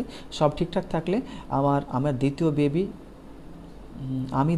বেবি প্রথম বেবির কয় বছর গ্যাপে নিতে পারি, বা কত বছর গ্যাপে নিলে আমার জন্য ভালো হবে? আচ্ছা, ঠিক আছে, আমরা সাধারণত বলি যে প্রেগনেন্সিটা প্ল্যান করার সময় প্রথম বেবি যখন ব্রেস্ট ফিডিং ছাড়বে, তাহলে ধরুন আমরা বলি যে এক্সক্লুসিভ ব্রেস্ট ফিডিং কিন্তু 6 মাস করাতে হবে, এবং এর পরবর্তীতে ব্রেস্ট ফিডিংটা বলে আরও 2 বছর কন্টিনিউ করতে হবে। তাহলে আপনার প্রথম বেবি কিন্তু 2.5 বছর পর্যন্ত দুধ পাচ্ছে, বা 2 বছর, মিনিমাম 2 বছর। তাহলে প্রথম বেবি যখন 2 বছর পর্যন্ত দুধ পান করবে, তাহলে তারও 1 বছর পরে আপনি আরেকটা বেবি প্ল্যান করবেন, কারণ এই বেবিটা স্বাভাবিকভাবে খাওয়া দাওয়া শুরু করবে, তার যখন জীবনগুলো স্বাভাবিক, তার মানে অ্যাটলিস্ট 3 থেকে 4 বছর প্ল্যান করলে আপনার জন্য খুবই ভালো হয়। এক্ষেত্রে আপনার শারীরিক এবং মানসিক হেলথ আসলে খুব বেশি স্বাভাবিক থাকবে, এবং আপনার আগের যে বেবিটা আছে সেই বেবিটা যথেষ্ট পরিমাণে তার মেন্টাল এবং তার যে স্নেহ যেটা পাওয়া দরকার, মেন্টাল সাপোর্ট বা স্নেহ যেটা পাওয়া দরকার সেটা সে পাবে। এক্ষেত্রে আমরা অবশ্যই বারবারই বলে থাকি যে 3 থেকে 4 বছরের গ্যাপ রাখাটা বেটার হবে আপনার জন্য। সো আপনার প্রথম বেবির জন্য অনেক অনেক শুভকামনা থাকলো, এবং আপনার পরবর্তী যে প্ল্যানটা করবেন সেটা অবশ্যই একটু পরবর্তী যে বেবিটা এটা একটু প্ল্যান করেই করবেন। ধন্যবাদ কমেন্ট করার জন্য। খান রোমেনা, আপনি কিসের ডক্টর ভাইয়া? এক নাইটে এক সাবজেক্টে। আচ্ছা, প্রথম কথা হচ্ছে আমি MBBS কমপ্লিট করছি রাজশাহী মেডিকেল কলেজ থেকে, এটুকুই পরিচয় দিচ্ছি, এর থেকে আর বড় কোনো পরিচয় আমি এখানে আর নাই দেওয়ার মতো। যাই হোক, ধন্যবাদ কমেন্ট করার জন্য। যদি আপনি এখানে কোনো ইনফরমেশন না থাকেন, আমাকে ফলো করার দরকার না। যদি কোনো ইনফরমেশন পেয়ে থাকেন যেটা মনে হয় যে আপনাকে কোনো ইনফরমেটিভ কোনো দিতে পারছে, সেক্ষেত্রে ফলো করে সাথে থাকবেন, এটাই ধন্যবাদ। বা আপনাদের আমি আগেই বলেছি, আপনাদের সাথে থাকতে পারলে আমার সত্যি অনেক ভালো লাগবে, এবং আপনাদের কল্যাণার্থে কাজ করাটা সত্যি অনেক লাকি বা গর্বের একটা বিষয়, সত্যি যেটা বলি। আচ্ছা, জেস্টেশনাল ডায়াবেটিস নিয়ে কিছু বলবেন? আচ্ছা, জেস্টেশনাল ডায়াবেটিস যেটা বলি আর কি, যে জেস্টেশনাল ডায়াবেটিসটা কী জিনিস, সেটা হচ্ছে যে অনেক মা হয়তো সে গর্ভধারণের আগ পর্যন্ত তার শরীরে ডায়াবেটিস ছিল না, ডায়াবেটিস আগে ছিল না, কিন্তু যখন সে গর্ভধারণ করলো ফার্স্ট ট্রাইমেস্টার বা সেকেন্ড ট্রাইমেস্টারে এসে দেখা গেল তার ব্লাড সুগারটা অনেক বেশি থাকতেছে। এটাই হচ্ছে জেস্টেশনাল ডায়াবেটিস। সো জেস্টেশনাল ডায়াবেটিসের জন্য আমরা ইনসুলিন প্রিফার করে থাকি, যে তার সুগারের মাত্রাটা কেমন সেই অনুযায়ী একটা ইনসুলিন অ্যাডজাস্ট করা হয়। এবং আরেকটা মজার বিষয় হচ্ছে, যখন তার প্রেগনেন্সিটা টার্মিনেশন হয়ে যায়, বাচ্চা ডেলিভারি হয়ে যায়, তারপরে কিন্তু তার এই ডায়াবেটিসটা ভালো হয়ে যায়। সো এটা যে মারাত্মক কিছু তা না, কিন্তু এই বিষয়টাতে সতর্ক থাকা খুবই জরুরি, যে অনেক মা ভাবে যে আমার তো আগে কোনো ডায়াবেটিস ছিল না, তাহলে আমি সব সেফ আছি, আমার ডক্টরের কাছে যাওয়ার দরকার নেই। এটা করলে ভুল করবেন, কারণ যে কোনো সময় আপনার ডায়াবেটিস হতে পারে, এবং ডায়াবেটিস যদি হয়ে যায় সেক্ষেত্রে আপনার বাচ্চার জন্য খুব সমস্যার সৃষ্টি হবে। গর্ভকালীন আপনার বাচ্চাটা অনেক প্রকার সমস্যায় পড়বে। তো সুতরাং এক্ষেত্রে একটু সাবধানে থাকবেন। আর আমরা যেটা বলি যে WHO আল্ট্রাসাউন্ড ব্যাপারে যেটা অনেক বলে, যে আপনারা কিন্তু অনেকগুলো আল্ট্রাসাউন্ডের কথা বলে, যেমন বলে যে যখন একজন মা বুঝতে পারবে যে তার মাসিক বন্ধ হয়ে গেছে, যেটা স্বাভাবিকভাবে না, তার রেগুলার মাসিক ছিল আগে, কিন্তু বিয়ের পরে একসময় তার পার্টনারের সাথে থাকতে থাকতে একসময় তার মাসিক বন্ধ হয়ে গেছে হুট করে, যখন সে বুঝতে পারবে তার 15 দিন পর বা 1 মাস পরে সে একটা আল্ট্রাসাউন্ড করে নেবে। যখন সে একটা আল্ট্রাসাউন্ড করে ফেলবে, যদি সে ফিনান্সিয়ালি বেশি সক্ষম হয় বা সচ্ছল হয়, তাহলে সে কিন্তু তারপর থেকে প্রত্যেক মাসে একটা করে আল্ট্রা করবে, তার বেবির গ্রোথটা দেখার জন্য, যে বেবি ঠিক মতো বাড়ছে কিনা বা বেবির কোনো অ্যাবনর্মালিটি হচ্ছে কিনা, এটার জন্য সে কিন্তু রেগুলার একটা আল্ট্রাসাউন্ড বা রেগুলার একটা চেক আপ করতে থাকবে। আচ্ছা, এরপরে যেটা করতে পারে সেটা হচ্ছে যে যখন 6 মাস বয়স হবে, 6 মাস থেকে 8 মাস বয়স পর্যন্ত প্রত্যেক মাসে 2 বার করে সেই চেক আপ করবে। আর 8 মাস থেকে 9 মাস পর্যন্ত বা তার যতক্ষণ না ডেলিভারি হবে ততক্ষণ যদি কোনো একটা সমস্যার সাথে সাথে মানে প্রত্যেক সপ্তাহে হতে পারে, এমন সময় তাকে আল্ট্রাসাউন্ড করা লাগতে পারে। যদি কারোর এতটা সক্ষমতা বা এতটা সচ্ছলতা না থাকে, তাহলে যখন সে বুঝতে পারবে যে সে প্রেগনেন্ট হয়ে গেছে, তখন সে 2 থেকে 6 মাস এই সময়টার মধ্যে যে কোনো একটা সময় একটা আল্ট্রাসাউন্ড করে নেবে। 6 মাসের মাথায় একটা আল্ট্রাসাউন্ড করবে, 8 মাসের মাথায় একটা করবে, আর 9 মাস এই সময় করবে একটা, যে তার এখন ফিজিক্যাল স্ট্যাটাসটা কেমন, তার পানি ফুল সব কিছু ঠিক আছে কিনা, তার বাচ্চার পজিশন ঠিক আছে কিনা, এগুলো জেনে নেওয়ার জন্য সে একটা আল্ট্রা করতে পারে। তবে আরেকটা বিষয় আমি যেটা দেখি যে আপনারা বর্তমানে খুবই একটা অবৈধ কাজ করেন এবং করতে বাধ্য করেন ডক্টরকে, সেটা হচ্ছে সেক্স ডিটারমিনেশন। এটা খুবই একটা ভয়ানক একটা ব্যাধি আপনাদের মধ্যে দেখি, যে সেক্স ডিটারমিনেশন করতেই হবে আপনাদেরকে, কারণ বাচ্চাটা ছেলে না মেয়ে, এটা আসলে খুবই ডিসক্রিমিনেশন।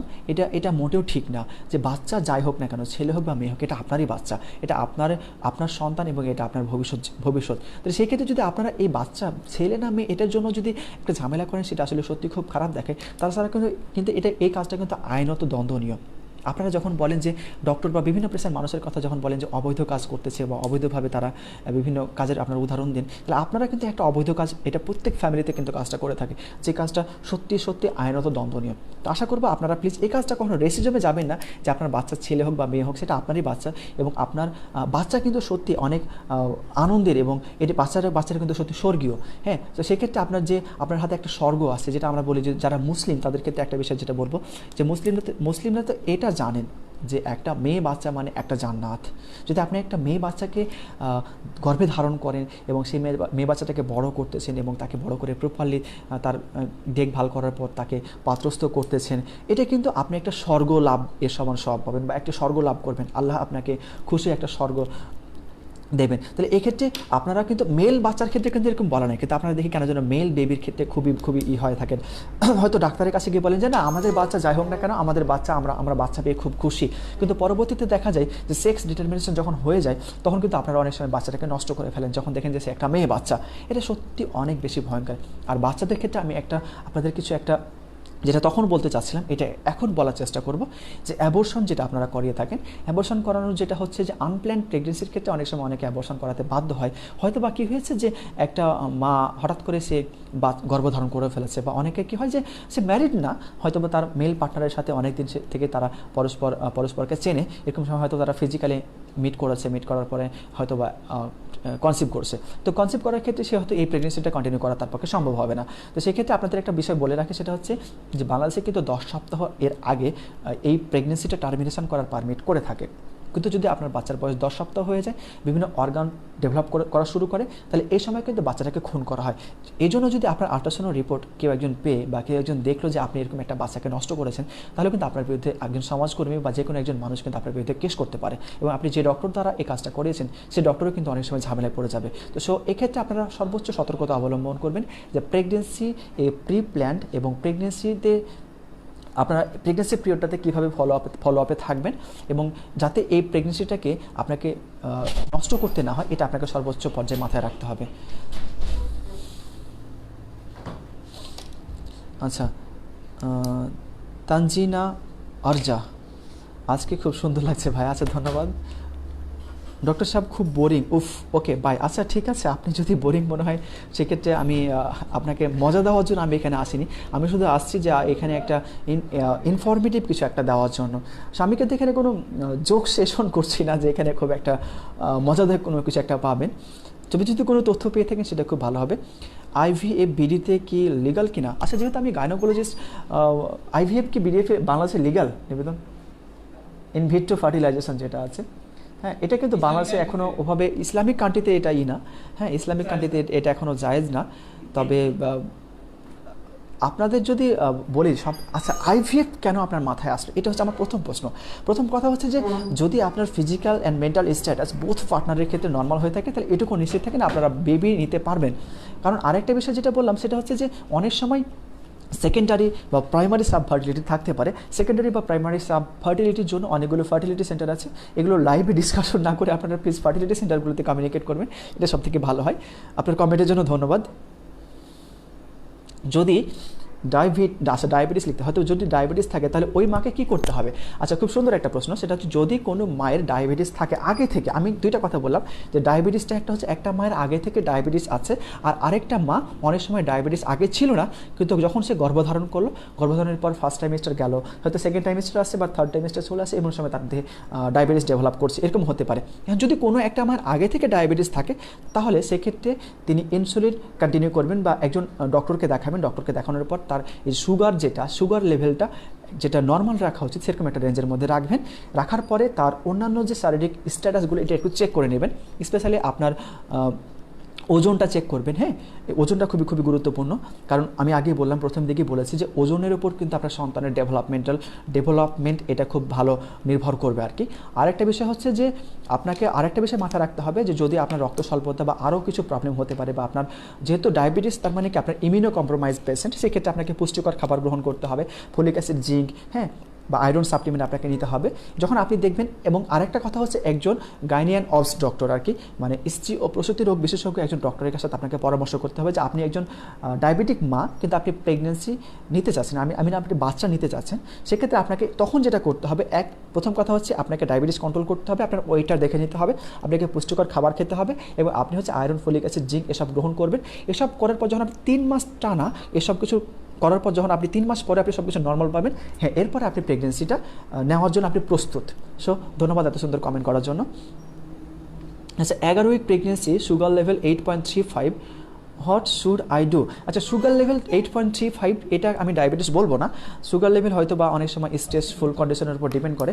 সেক্ষেত্রে আমি যেটা বলবো যে FBS অ্যান্ড PPBS মানে ফাস্টিং ব্লাড সুগার এবং 2 আওয়ার্স আফটার মিল, মানে আপনাকে কিছু একটা খেতে দেওয়া হবে, তারপরে 2 ঘন্টা পর আবার দেখা হবে। যদি এইটার পর মনে হয় যে আপনার সুগার লেভেলটা নর্মাল না, তাহলে সেক্ষেত্রে আপনার জন্য কোনো একটা মানে প্রিকশন নেওয়া লাগতে পারে। তবে যদি আপনার আগে থেকে এরকম সুগার ছিল কিনা বা এখন আসছে কিনা, যদি আপনার সুগার লেভেলটা ফার্স্ট টাইমিস্টারে এরকম হয়ে থাকে, তাহলে হয়তো বা সেকেন্ড টাইমিস্টার বা থার্ড টাইমিস্টারে আপনার জেস্টেশনাল ডায়াবেটিস হওয়ার সম্ভাবনা খুব বেশি হচ্ছে। এই জন্য আপনাকে একটা অ্যাডভান্স সতর্কতা জানিয়ে রাখলাম যে আপনি একটু রেগুলার এই সুগার চেকটা করাবেন। হ্যাঁ, আর আরেকটা বিষয় হচ্ছে, আরেকটা টেস্ট করা যায়, সেটা হচ্ছে হিমোগ্লোবিন A1C। এটা দ্বারা দেখা যাবে যে আপনি আসলে ডায়াবেটিক পর্যায়ে যাচ্ছেন কিনা। ধন্যবাদ কমেন্ট করার জন্য। আমার হাজব্যান্ড এর সাথে, আচ্ছা এই কমেন্ট আমি এর মধ্যে পড়েছি। মাহমুদা কামাল হক, আজ স্যার আজ কেমন জানি পর লাগতেছে না, ভালো লাগছে না, সরি টু সে, সেই প্রিয় মুখটা হারাই ফেলেছি। আচ্ছা, বুঝলাম না আমার প্রিয় মুখটা কোথায় হারালো, এটা আমি খুঁজে পাচ্ছি না যে আমি প্রিয় মুখটা কোথায় হারিয়েছে। যাই হোক, আমি আবার সব কিছুকে বুঝতে পারছি নাকি। তবে যাই হোক, আপনারা সাথে আছেন, এটাই আমার ভালোবাসা। আপনি যে সব কিছু হারিয়ে ফেলেও সাথে আছেন মনে হচ্ছে, এটার জন্য সত্যি খুব ভালো লাগছে, এবং কমেন্ট করার জন্য ধন্যবাদ।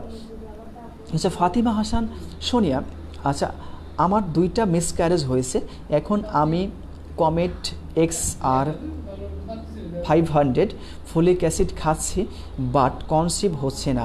আমার থাইরয়েড আছে, থাইরিন 50 মাইক্রোগ্রাম খাচ্ছি, এনি সাজেশন প্লিজ। আচ্ছা, আপনার পরপর 2টা মিসক্যারেজ হয়েছে, এবং এক্ষেত্রে আচ্ছা আরেকটা বিষয় হচ্ছে আপনার মাসিক রেগুলার হচ্ছে কিনা এটা একটু খেয়াল রাখবেন, আর আয়রন, ফলিক অ্যাসিডগুলো খাচ্ছেন। আর আমার মনে হয় যে যদি অনেক সময় ওরাল যে ড্রাগগুলো আছে ডায়াবেটিসের জন্য, এছাড়া ইনসুলিনটা হয়তো বা অনেক সময় প্রেগনেন্সির জন্য সেফ আসতে পারে। তবে এক্ষেত্রে এটা আপনাকে আমি সবসময় সাজেস্ট করবো যে আপনি প্লিজ একজন গাইনোকোলজিস্ট মানে গাইনিয়ান অবস্ট্রিশিয়ান আর কি, মানে স্ত্রী ও প্রসূতি রোগ বিশেষজ্ঞ একজন ডক্টরকে দেখাই নেবেন প্লিজ, একজন গাইনিয়ান ডক্টরকে একটু দেখাই নেবেন। আপনার 2টা মিসক্যারেজের জন্য সত্যি এটা খুবই কষ্টকর একটা মায়ের জন্য যে পরপর 2টা মিসক্যারেজ। হ্যাঁ, তো আপনি আশা করবো আপনি সেকেন্ড বেবি খুব শীঘ্রই আপনার জন্য একটা সুসংবাদ আপনার জীবনে আসবে, একটা সেকেন্ড মানে আপনার যে বেবি আর কি সেটা। তবে এক্ষেত্রে আপনি ডক্টরকে ফুল হিস্ট্রি দেবেন, আর প্লিজ আপনি একটু কনসাল্ট করুন। আর আপনার জন্য শুভকামনা থাকলো বোন। জিনা আজাদ, হ্যালো। আচ্ছা, সেটা হচ্ছে সাম্মি রিজবিয়া, আপনাকে কিভাবে উনি বিনোদন দেবেন প্লিজ। আচ্ছা, করোনা থাকা বাচ্চাটা সাধারণ মানুষ এর কি করা দরকার? আচ্ছা, বুঝলাম না, করোনা থেকে বাঁচতে, আচ্ছা সাধারণ মানুষের কী করা দরকার? করোনা থেকে বাঁচতে সাধারণ মানুষের কী করা দরকার? করোনা থেকে বাঁচতে, করোনা খুব সিম্পল একটা কথাবার্তা, এটা একটা এয়ারবর্ন ড্রপলেটের মাধ্যমে আর কি এটা ছড়ায়। তো সেক্ষেত্রে আপনাকে ড্রপলেটটা কোনখান দিয়ে আপনার শরীরে প্রবেশ করবে এটা আপনাকে প্রথমে জানতে হবে। প্রথম নলেজ হচ্ছে করোনাটা আপনার শরীরে প্রবেশের এন্ট্রি পয়েন্ট হচ্ছে এই একটা ট্রায়াঙ্গেল। এ দেখেন এখানে যদি আমি একটা ত্রিভুজ আঁকি, হ্যাঁ, তাহলে দেখবেন এই ট্রায়াঙ্গেলটা, তাহলে মাউথ যে ট্রায়াঙ্গেলটা আছে এইখান দিয়ে আপনার শরীরে করোনা প্রবেশ করতে পারে। তাহলে এই সেন্টার আছে হচ্ছে নাক, তাহলে নাকের ছিদ্র দিয়ে আপনার শরীরে করোনা প্রবেশ করতে পারে, এরপরে মুখ দিয়ে, এরপর হচ্ছে চোখ দিয়ে। তাহলে যদি আপনি এই পয়েন্টগুলোকে সেফ রাখেন, এটার জন্য মুখে একটা মাস্ক ইউজ করতে পারেন আর চোখে একটা চশমা ইউজ করতে পারেন। আর যখন বাইরে থেকে আসবেন তখন হাত পা এগুলো একটু ভালোভাবে ধুয়ে নেবেন, খাবার আগে খাবার পরে একটু ঘন ঘন হাত ধোয়ার অভ্যাস করবেন। ব্যাস এটুকু করলে হয়তো বা আমরা অনেক ক্ষেত্রে সেফ থাকতে পারি। আর করোনা আক্রান্ত যে মানুষগুলো আছে তাদের প্রতি রিকোয়েস্ট করবেন আপনারা যে প্লিজ আপনারা এখন একটু কিছু দিনের জন্য, মানে 2 সপ্তাহের জন্য আপনারা প্লিজ কোয়ারেন্টাইন বা আইসোলেশনে থাকুন। আপনাদের সমাজের যে মানুষগুলো এখন অ্যাফেক্টেড তাদের জন্য আপনারা একটু হেল্পিং হ্যান্ড হিসেবে কাজ করা শুরু করুন। দেখবেন যে আপনারা সবাই একটু সেফ থাকতে পারছেন।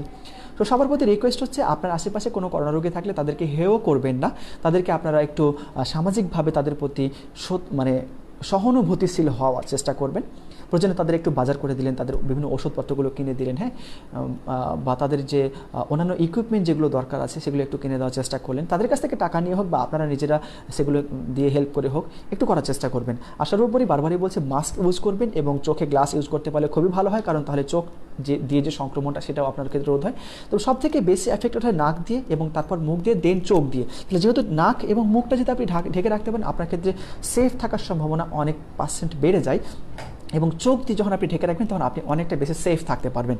বাড়ি থেকে আসার পর যদি বাজার বা কোনো একটা ভিড় জায়গায় যান সেখান থেকে সে গোসল করে নেবেন আপনি, এবং আপনি যে পোশাকটা পরেছিলেন সেটা ব্লিচিং হোক বা ডিটারজেন্ট হোক সেটা দিয়ে অনেকক্ষণ ভিজিয়ে রেখে তারপর সেটাকে ধুয়ে ফেলবেন আর ঘন ঘন হাত দেবেন। ধন্যবাদ কমেন্ট করার জন্য ভাই। আচ্ছা, একটা হচ্ছে শারমিন চৌধুরী, ভাই ব্রেস্ট টিউমারের লক্ষণ কি? আচ্ছা, ব্রেস্ট টিউমারের লক্ষণ হচ্ছে দেখবেন যে ব্রেস্টের মধ্যে পেন ফিল করতে পারেন, হ্যাঁ, বা হাত দিয়ে দেখবেন কোনো একটা গোটা অনুভব হচ্ছে যেটা হয়তো বা আগে ছিল না আপনার, হ্যাঁ, এরকম কিছু প্রবলেম আপনার শরীরে আসতে পারে। তো যদি আপনি দেখেন যে আপনার ব্রেস্টের মধ্যে কোনো একটা গোটা অনুভব করছেন বা পেন অনুভব করছেন, সেক্ষেত্রে আপনাদের প্রতি সাজেশন থাকবে যে একটু আল্ট্রাসাউন্ড করে নিতে। সবসময় যে পেন হলে যে আপনার টিউমার হবে তা না, সেটা একটা কোনো অ্যাবসেস হতে পারে, হ্যাঁ, বা সেখানে কোনো একটা ইনফেকশন হচ্ছিল হয়তো সেখানে একটা গোটা হয়ে গেছে সেটা হতে পারে। তো এই জন্য সাজেশন থাকবে যে একজন সার্জারি ডক্টর দেখে নেওয়া এবং আপনি একটা আল্ট্রাসাউন্ড করে সেখানে একটা চেক আপ করে নিতে পারবেন। ধন্যবাদ কমেন্ট করার জন্য। আচ্ছা, মৌহিব কায়নাত আলম, আমার সিস্ট আছে স্যার, আমি লাস্ট 4 মান্থ বেবি ট্রাই করছি বাট হচ্ছে না স্যার। আমার ওয়েট 69 কেজি, 5 ফিট 4 ইঞ্চি, ওয়েটটা কি ফ্যাক্ট? কি করতে পারি? হ্যাঁ বোন, অবশ্যই ওয়েটটা ফ্যাক্ট। এই জন্য আমি প্রথমে বলেছি যে ওয়েটটা একটা নির্দিষ্ট মাত্রায় নিয়ে আসতে হবে। আমি সবসময় পরামর্শ দিই যে যদি একটা মেয়ে সে ম্যারিড না বা তার ফিজিক্যাল কোমরবিডিটি নাই কিন্তু তার ওয়েট বেড়ে যাচ্ছে, হ্যাঁ, তাহলে সেক্ষেত্রে তিনি যে কাজটা করতে পারেন, আপনি একটু প্লিজ ওয়েটটাকে 60 কেজি যদি আনতে পারেন, আমি আশা করছি বা যেটা আর কি ধারণা করছি আপনার প্রেগনেন্সি হওয়ার সম্ভাবনা খুব বেশি। তো আপনার ওয়েটটা একটু প্লিজ কমাবেন, একটু ব্যায়াম করে হোক বা কোনো ডায়েট নিয়ে হোক একটু ওয়েটটা কমিয়ে দেখুন, আপনার বেবি হওয়ার সম্ভাবনা খুব বেশি আছে। আর আপনি অবশ্যই একজন গাইনিয়ান অবস ডক্টরের পরামর্শ নেবেন। তবে আপনি ওয়েটটা একটু লুজ করার জন্য আমি একটু বলতে চাইবো আর কি। ধন্যবাদ বোন কমেন্ট করার জন্য।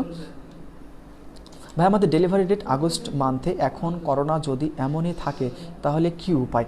আচ্ছা, করোনা আছে তার মানে এই না যে আপনাকে কোনো হসপিটাল সাহায্য করবে না।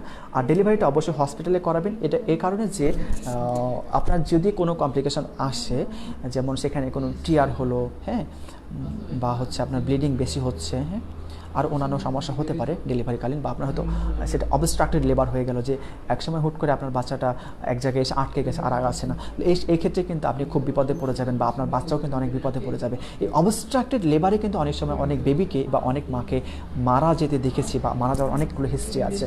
বাচ্চা বা মা মারা যাওয়ার কিন্তু অন্যতম কারণ কিন্তু অবস্ট্রাক্টেড লেবার। সেক্ষেত্রে দেখবেন যে যেগুলো করোনা ডেডিকেটেড হসপিটাল না সেগুলোতে একটু অ্যাডমিট হওয়ার চেষ্টা করবেন, বা সেগুলো থেকে যে ডক্টররা মানে যে গাইনি অ্যান্ড অবস যে ডক্টররা সেখানে সার্ভিস দিচ্ছেন সেগুলোর কোনো একজন ডক্টরের সাথে পরামর্শ করবেন। আর যদি আপনি অ্যাকচুয়াল ডেটটা বলতে পারেন আপনার মাসিকের ডেটটা কত ছিল এবং সেই অনুযায়ী আপনার বেবি ডেলিভারি ডেটটা কত সেটা উল্লেখ করলে খুব সুবিধা হতো। এনিওয়ে, যাই হোক, যেহেতু আপনি আগস্টেই বললেন, আপনি কিন্তু আল্ট্রাসাউন্ড ডেটটা খেয়াল করবেন না, আর এর মধ্যে যদি সম্ভব হয় একটা আল্ট্রাসাউন্ড করিয়ে নেবেন। আপনার এবং আপনার বেবির জন্য অনেক অনেক শুভকামনা। আশা করি আপনার কোল জুড়ে একটা মিষ্টি বেবি আসুক। ধন্যবাদ। ফাঙ্গাল ইনফেকশন থাকলে কি কি বেবি নিতে পারবো? প্রবলেম, আচ্ছা ফাঙ্গাল ইনফেকশন থাকলে বেবি নিতে প্রবলেম, হ্যাঁ প্রবলেম হবে এই কারণে যে ফাঙ্গাল ইনফেকশনের জন্য আমরা যে কাজটা করি যে কিছু অ্যান্টি ফাঙ্গাল ওরাল এবং ট্রপিক্যাল, মানে ট্রপিক্যাল বলতে ক্রিম যেটা বোঝাচ্ছে, আর মুখে খাওয়ার জন্য কিছু অ্যান্টি ফাঙ্গাল ড্রাগ সাজেস্ট করে থাকি। তো এই মেডিসিনগুলো যখন খাবেন তখন কিন্তু আপনার অ্যাবর্শনের চান্স খুব বেশি থাকে। তো এই জন্য বলি যে যদি কারো অ্যান্টি ফাঙ্গাল থাকে তাহলে প্লিজ ওই ফাঙ্গাল ইনফেকশনটাকে কন্ট্রোল করার পরে দেন আপনি প্রেগনেন্সিটা প্ল্যান করুন, এটা আপনার জন্য বেস্ট হয়। আর যদি আপনার মনে হয় যে না আপনি অলরেডি প্রেগনেন্ট হয়ে গেছেন, তাহলে সেক্ষেত্রে যেটা বলবো যে অ্যান্টি ফাঙ্গাল মুখে না খেয়ে জাস্ট ওরাল মানে ট্রপিক্যাল যেটা আর কি মানে ক্রিম, এই ক্রিমটা ব্যবহার করবেন। ধন্যবাদ কমেন্ট করার জন্য। আমার হাজব্যান্ডের বুধবার জ্বর আসছিল, 2 দিন ছিল, এখন নাই, কিন্তু শরীর ব্যথা আছে, না পা এক্সট্রা খাইয়েছি 3 বেলা করে, এখন কি করণীয়? আচ্ছা এখন করণীয় বলতে যে না পা এক্সট্রা যেহেতু খাইয়েছি নিজে নিজে একটু প্লিজ দেখুন, যদি ব্যথাটা থাকে না পা এক্সট্রা না খেয়ে না পা র্যাপিড বা মানে প্লেন প্যারাসিটামল আর কি, এটা 2টা করে আরও 3 দিন মতো খাওয়ান। 3 বেলা জায়গায় আপনি 4 বেলা ম্যাক্সিমাম ইউজ করতে পারবেন। তো প্লেন প্যারাসিটামল যেটা, এটা 2টা করে আপনি 3 বেলা খাওয়াতে পারেন। ধন্যবাদ কমেন্ট করার জন্য।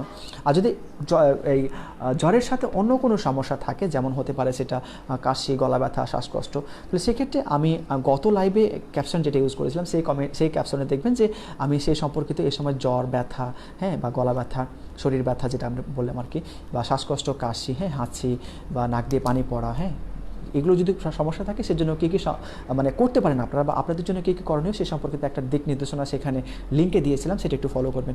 ধন্যবাদ কমেন্ট করার জন্য। স্যার প্রেগনেন্সিতে কি করোনায় রিস্ক বেশি?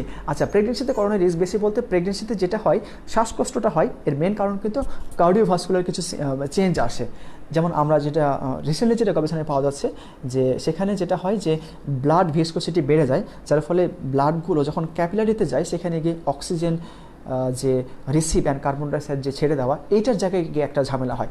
এর ফলে দেখা গেলো যে অক্সিজেন স্যাচুরেশনটা কমতে থাকে বডিতে, এবং তার ফলে আর কি প্রবলেম হয়। তো সেক্ষেত্রে যদি এই করোনাতে কেউ বেবি প্ল্যান করতে চায় তাহলে অবশ্যই তাকে আগে করোনা টেস্ট করানো উচিত। করোনা টেস্ট করার পর সে অলওয়েজ বাসায় স্টে করবে।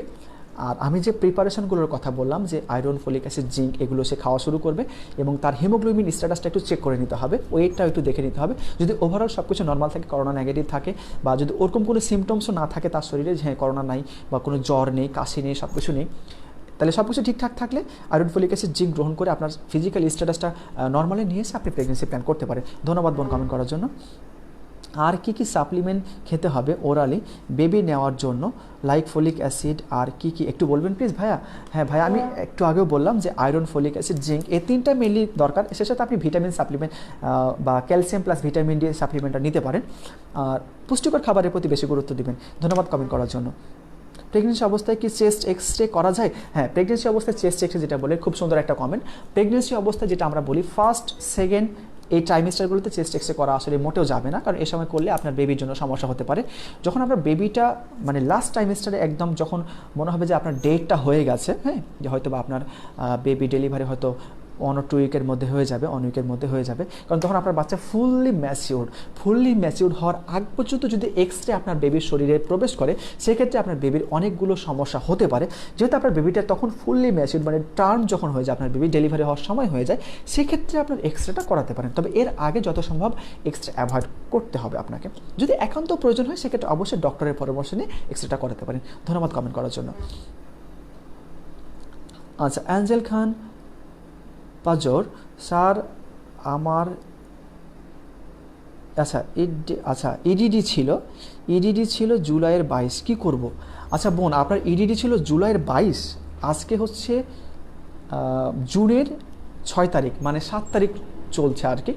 তো জুনের 7 তারিখ আর ইডিডি হচ্ছে জুলাইয়ের 22 তারিখ, তার মানে আপনার অনেক দিন সময় আছে। আপনি একটু প্লিজ রেস্টে থাকবেন। এই লাস্ট ট্রাইমিস্টারটা আর কি খুবই ইম্পর্টেন্ট, কারণ এই সময় আপনার বেবিটা টার্মলি মানে যে ডেলিভারি এটা হওয়ার জন্য এই লাস্ট ট্রাইমিস্টারে আপনি কোনো প্রকার ভারী কাজ করবেন না, খাওয়া দাওয়া এবং নর্মাল একটু চলাফেরা করবেন, যত সম্ভব একটু রেস্টে থাকবেন। আর যদি কোনো পরামর্শ হয় সাথে সাথে একজন গাইনোকোলজিস্টের পরামর্শ নেবেন, বা আপনি চাইলে আমাকে নক করতে পারেন কোনো প্রবলেম হলে, সেখানে আমি যদি হেল্প করতে পারি আমি চেষ্টা করবো আমার সর্বোচ্চ হেল্প করার জন্য। আপনার এবং আপনার বেবির সুস্থতা কামনা করি এবং আপনার কোল জুড়ে খুব সুন্দর মিষ্টি একটা বেবি আসুক এই কামনায়। ধন্যবাদ কমেন্ট করার জন্য। আচ্ছা, শাহনাজ পারভিন, ভাইয়া আপনি কি রাজশাহীর? হ্যাঁ আমি রাজশাহীর। আমিও। আচ্ছা ঠিক আছে, ধন্যবাদ বোন দেখার জন্য। আচ্ছা, vaginal fungal infection. Vaginal fungal infection আপনি যেটা বলতে চাচ্ছেন, আমি এই মুহূর্তে দুইটা হতে পারে। এক হচ্ছে সেইখানে যেটা হয় টেনিয়া হয়ে থাকে খুব বেশি, আর হচ্ছে ভালভো ভ্যাজানাইটিস হয়ে থাকে। সেক্ষেত্রে আমরা কিছু টপিক্যাল ক্রিম সাজেস্ট করি। যদি শুধুমাত্র সেটা টেনিয়া হয়ে থাকে তাহলে আমরা স্টেরয়েড দিই না। হ্যাঁ, একটা শুধু অ্যান্টিফাঙ্গাল থাকে সেখানে। আর যদি সেটা ভালভো ভ্যাজানাইটিস হয়ে থাকে তাহলে সেক্ষেত্রে কিন্তু স্টেরয়েড দেওয়া হয়, যেমন ফাঞ্জিডাল এইচসি বা এই টাইপের কিছু ক্রিম, মানে যেটার সাথে আমাদের স্টেরয়েড মিশ্রিত থাকে, এরকম একটা ক্রিম দেওয়া থাকে। তবে এক্ষেত্রে বলবো আপনি অবশ্যই একজন স্কিন ভিডি স্পেশালিস্টকে দেখাতে হবে, কারণ এটা না দেখে এটার ট্রিটমেন্ট দেওয়াটা খুব একটা মুশকিল কাজ। ধন্যবাদ বোন কমেন্ট করার জন্য। সুবাদ সাফা ভাইয়া কেমন আছেন? হ্যাঁ ভাইয়া ভালো আছি, আপনি কেমন আছেন? কিন্তু 6 মাস পর পর তো ডায়াবেটিস তো হয়ে যায় পার্মানেন্ট, কিন্তু 6 মাস পর তো ডায়াবেটিক তো হবে। আচ্ছা, আমি আপনার কথাটা হয়ে যায় পার্মানেন্ট বুঝলাম না, আপনার কথাটা অ্যাকচুয়ালি যে ডায়াবেটিস হয়ে যায় পার্মানেন্ট বা কী বলতে চাচ্ছেন। যেটা হোক না কেন, আমি আপনার কমেন্টটা পুরোপুরি বুঝতে পারিনি, এই জন্য আপনার সাথে কোঅপারেট করতে আমি ব্যর্থ হলাম, এটির জন্য সরি আর কি। শাহনাজ আলম কমেন্ট করেছে, ভাইয়া একটু অন্য টপিকে কথা বলছি। আমার একটা বাবু আছে, ওর 1 উইক রাগ কমানোর জন্য কি করতে পারি বললে উপকৃত হতাম। আচ্ছা বোন, আপনার বেবির রাগ কন্ট্রোল করার জন্য আসলে অ্যাকচুয়ালি কী করা যায়? বাচ্চাদের রাগ কন্ট্রোল করার জন্য বাচ্চাদেরকে আসলে বাচ্চাদের মেন্টাল স্ট্যাটাসটা বোঝা খুব একটা জরুরি, যে আমার বাচ্চা কী চাচ্ছে, আমার বাচ্চা রাগ করছে কেন, বা আমার বাচ্চার জন্য যা যা প্রয়োজন সে বিষয়গুলো আমি সেটা তাকে দিতে পারছি কি না। তো সেক্ষেত্রে আমি সবসময় বলবো যে বাচ্চাদের রাগ বা বাচ্চাদের যে মেন্টাল ডেভেলপমেন্টের ক্ষেত্রে বাবা মার যে সম্পর্কটা আছে, বাবা মার মধ্যে নিজস্ব সম্পর্ক এবং বাবা মার সাথে বাচ্চার সম্পর্কটা কিন্তু খুবই খুবই ইম্পর্টেন্ট।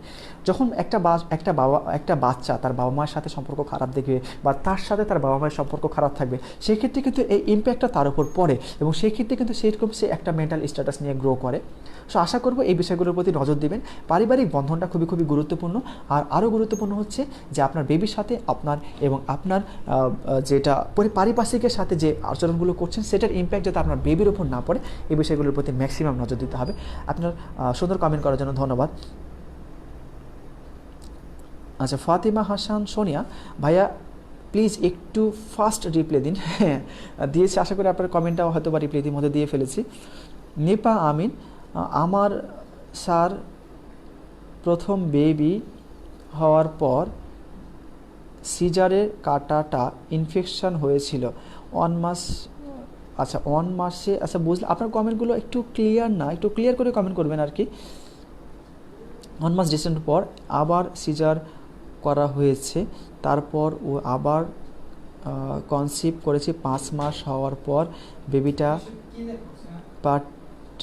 বেবিটা মারা যায়। ও প্রথম বেবির বয়স 8 বছর। এখন কি আমি কনসিভ করলে কোনো প্রবলেম হবে? স্যার একটু প্লিজ অ্যান্সার মি। আচ্ছা ঠিক আছে বোন, আপনার কমেন্টের জন্য ধন্যবাদ। এখন আপনি কনসিভ করার জন্য প্রিপেয়ার, তবে সেক্ষেত্রে আপনাকে বললাম আপনার একটু ফিজিক্যাল স্ট্যাটাসগুলো চেক করে নেবেন, একটু আল্ট্রাসাউন্ড করে নিতে পারেন আপনার লোয়ার অ্যাবডোমেনের জন্য। আর আপনার অন্যান্য সেরাম ক্রিয়েটিনিন এবং কোনো প্রকার ইউরিনে ইনফেকশন হচ্ছে কিনা, বা পেলভিক ইনফ্লামেটরি কিছু ডিজিজ আছে যেগুলোর জন্য, বা এন্ডোমেট্রিওসিস ডেভেলপ করলো কিনা, এরকম কিছু প্রবলেম হলে আপনার অনেক সময় বেবি নিতে অনেক সময় সমস্যা হয়। তবে যেটা বলবো যে অনেক বছর যেহেতু হয়ে গেছে, সে আপনার আরেকটা বেবি নেওয়ার জন্য আপনি ফুললি প্রিপেয়ার্ড, এক্ষেত্রে আপনারা প্রস্তুতি গ্রহণ করতে পারেন। আর যে সাপ্লিমেন্টগুলো নেওয়ার কথা বললাম সেগুলো নেওয়া শুরু করতে পারেন। ধন্যবাদ কমেন্ট করার জন্য।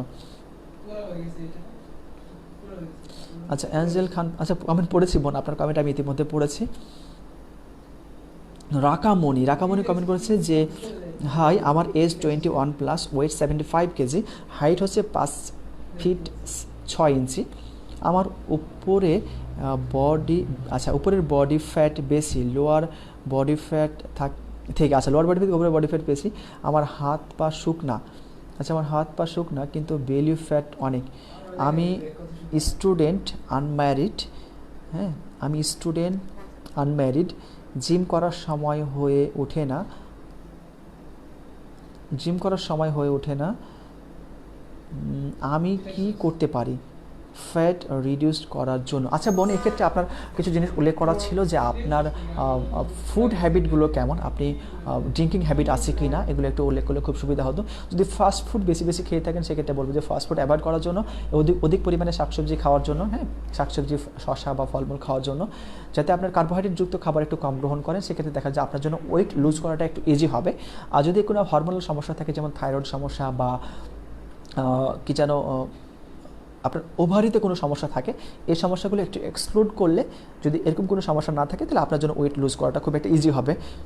ধন্যবাদ সুন্দর কমেন্টের জন্য। অ্যাঞ্জেল খান প্রাজর, প্রেগনেন্সিতে করোনার রিস্ক, আচ্ছা আমি বলেছি বোন, আপনার কমেন্টের ইতিমধ্যে আমি অ্যান্সার দিয়েছি। অ্যান্সার শেয়ার দিলাম যদি কারো উপকার হয়। হ্যাঁ ধন্যবাদ শেয়ার করার জন্য। স্যার কমেন্টে রিপ্লাই দেন। আচ্ছা দিয়েছি আমি ইতিমধ্যে। এমএসটি অর্পিতা তামিল থেকে আজ, আচ্ছা প্লিজ এই ধরনের কমেন্ট একটু আমি এক্সপেক্ট করছি না, আমি এক্সপেক্ট করছি যে তথ্যমূলক কমেন্ট আর কি।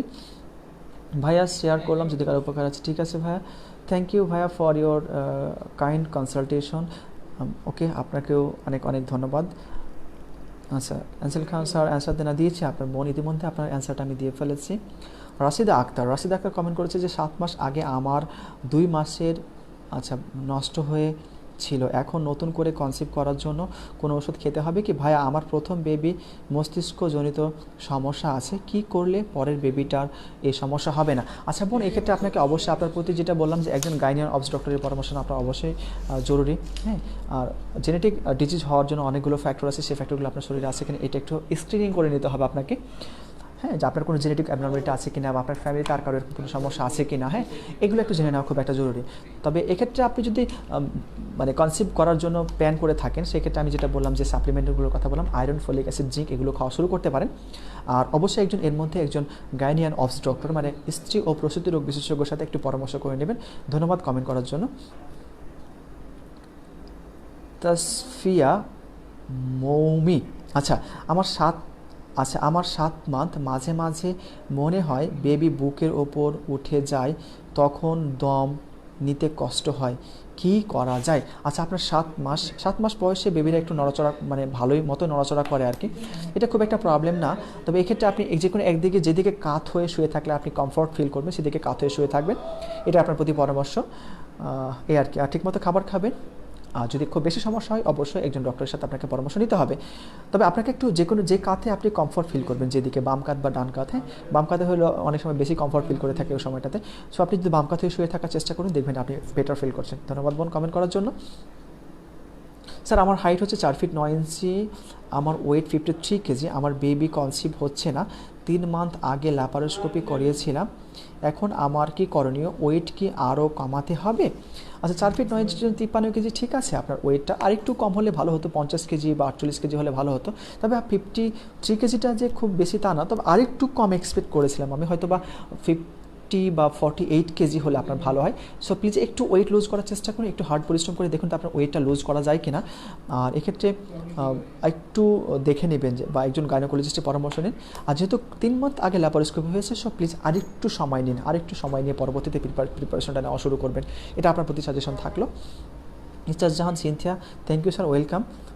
ইসরাত বর্ষা, আমার পিরিয়ড ডেট মিস হয়েছে মে 27, হোম টেস্ট করেছি পজিটিভ, করোনার জন্য ডক্টর চেক আপ করাতে পারছি না, এখন আমি কি মেডিসিন খেতে পারি? হ্যাঁ বোন, আপনার জন্য যেটা এখন করতে পারেন এই মুহূর্তে, যে আপনি iron, folic acid, zinc supplement পাওয়া যায়, এটা ট্যাবলেট বা ক্যাপসুল আকারে যে কোনো একটা গ্রহণ করতে পারেন, সে সাথে ক্যালসিয়াম প্লাস ভিটামিন ডি যে ট্যাবলেট পাওয়া যায় সেটা খাওয়া শুরু করতে পারেন।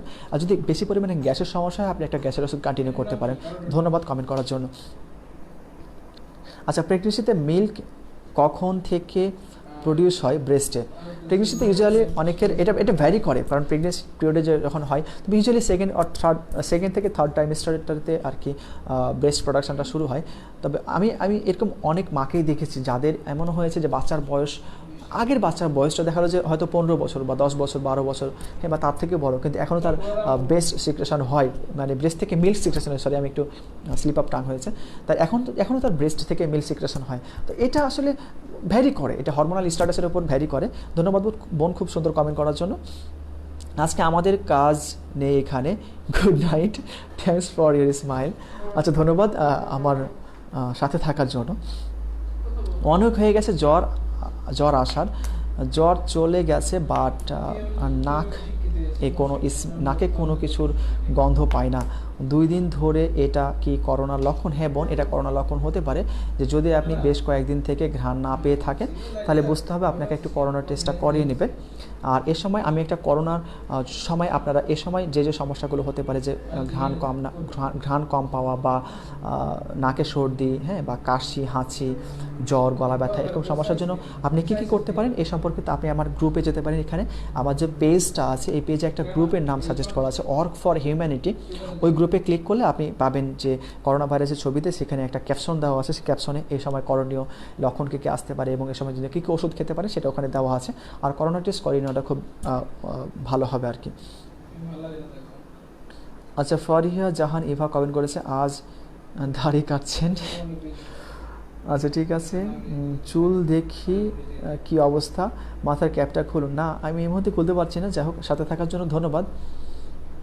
দাড়ি কাটছেন, ভালো লাগছে, ধন্যবাদ কমেন্ট করার জন্য। সন্ন্যাসী দাড়ি কাটে কিনা? হ্যাঁ, সন্ন্যাসীরা কাটতে পারে। যদি একজন সন্ন্যাসী, যেহেতু এখনও একটা সমাজের মধ্যে আছে, সমাজকে সার দিচ্ছি, যখন আমি নিজের জন্য আধ্যাত্মিক লাইফে চলে যাবো তখন হয়তো আলাদা আলাদা আলাদা হতে পারে। যাই হোক, কমেন্ট করার জন্য ধন্যবাদ এবং সাথে থাকার জন্য ধন্যবাদ। আর যদি লাইভটা সবাই শেয়ার করতে পারেন আর অন্য কোনো মানুষের উপকারে আসতে পারে, এটা হবে, এই ক্রেডিটটা আপনাদের হবে। হ্যাঁ, সো আমি চাইবো যে আপনারা সবাই ক্রেডিটটা নিন এবং আমাকে সাথে আপনাদের সাথে এবং অধিক মানুষের সাথে কাজ করার জন্য আর কি স্কোপ করে দেবেন। এটার জন্য অ্যাডভান্স আপনাদেরকে ধন্যবাদ দেওয়া হলো। কণিকা খান, আমি ল্যাপারোস্কোপি করেছি 3 মাস আগে। আচ্ছা, এটা পড়েছি। 4 ফিট 10 ইঞ্চি কমিয়েছি, 53 করেছি এখন। আচ্ছা, আমি আপনার হয়তো উত্তরটা ইতিমধ্যে আমি দিয়ে ফেলেছি। আচ্ছা যাই হোক, আমি এখন শেষের দিকে চলে আসছি। আপনাদের সাথে অনেকক্ষণ কথা হলো, অনেকক্ষণ বকবক করা হলো। এর মধ্যে কোনো ইনফরমেটিভ যদি কোনো কিছু থেকে থাকে, সেটা আপনাদের সাথে বা আপনাদের ফ্রেন্ডের সাথে একটু শেয়ার করে ফেলবেন। তারা যদি এরকম কোনো সমস্যা থাকে, তাদের এখান থেকে উত্তরণের উপায় কী সেটা তারা হয়তো বা তাদের জন্য যদি খুব সুন্দর গাইডলাইন হয়ে থাকে, তারা সেটা ফলো করবে। বা যদি তারা চায় যে কোনো একজন গাইনিয়ান অবসের পরামর্শ নিয়ে সে প্রেগনেন্সি প্ল্যান করে, সেটাও সে যাতে করতে পারে। আমি লাস্টবারের মতো কিছু বিষয় বলছি যে প্রেগনেন্সি কাউন্সেলিং একটা সুন্দর বাচ্চার, মানে আপনার ভবিষ্যৎ প্রজন্মের জন্য খুবই খুবই গুরুত্বপূর্ণ। কারণ আপনি অবশ্যই চাইবেন যে আপনার পরবর্তী প্রজন্মটা যাতে আপনার ফ্যামিলির উপর বোঝা না হয়, এবং আপনার আপনার যে পরবর্তী যে সময়টা আসবে সে সময় যাতে আপনার ভবিষ্যৎ প্রজন্মটা আপনাকে আর কি খুব ভালোভাবে মানে কি বলবো, আপনাকে নিয়ে ডিল করতে পারে, আপনার সাথে সম্পর্কটা খুব ভালো থাকে। হ্যাঁ, এরকম যাতে না হয় যে আমার সন্তানটা আমার উপর নির্ভরশীল বা সে একটা ইন্ডিপেন্ডেন্ট লাইফ লিড করতে সক্ষম না। তো সব মিলে আপনাদের ভবিষ্যতের জন্য এবং আপনাদের ভবিষ্যৎ প্রজন্মের জন্য অনেক অনেক শুভকামনা থাকলো। আমার জন্য দোয়া রাখবেন যাতে আপনাদের জন্য কাজ করতে পারি। আর পরবর্তীতে যদি কোনো টপিক নিয়ে, যেমন কোনো টপিক চাচ্ছেন যেটা আপনাদের সাথে যে বিষয়টা নিয়ে ডিসকাস করতে পারি, এরকম কোনো টপিক থাকলে সাজেস্ট করবেন।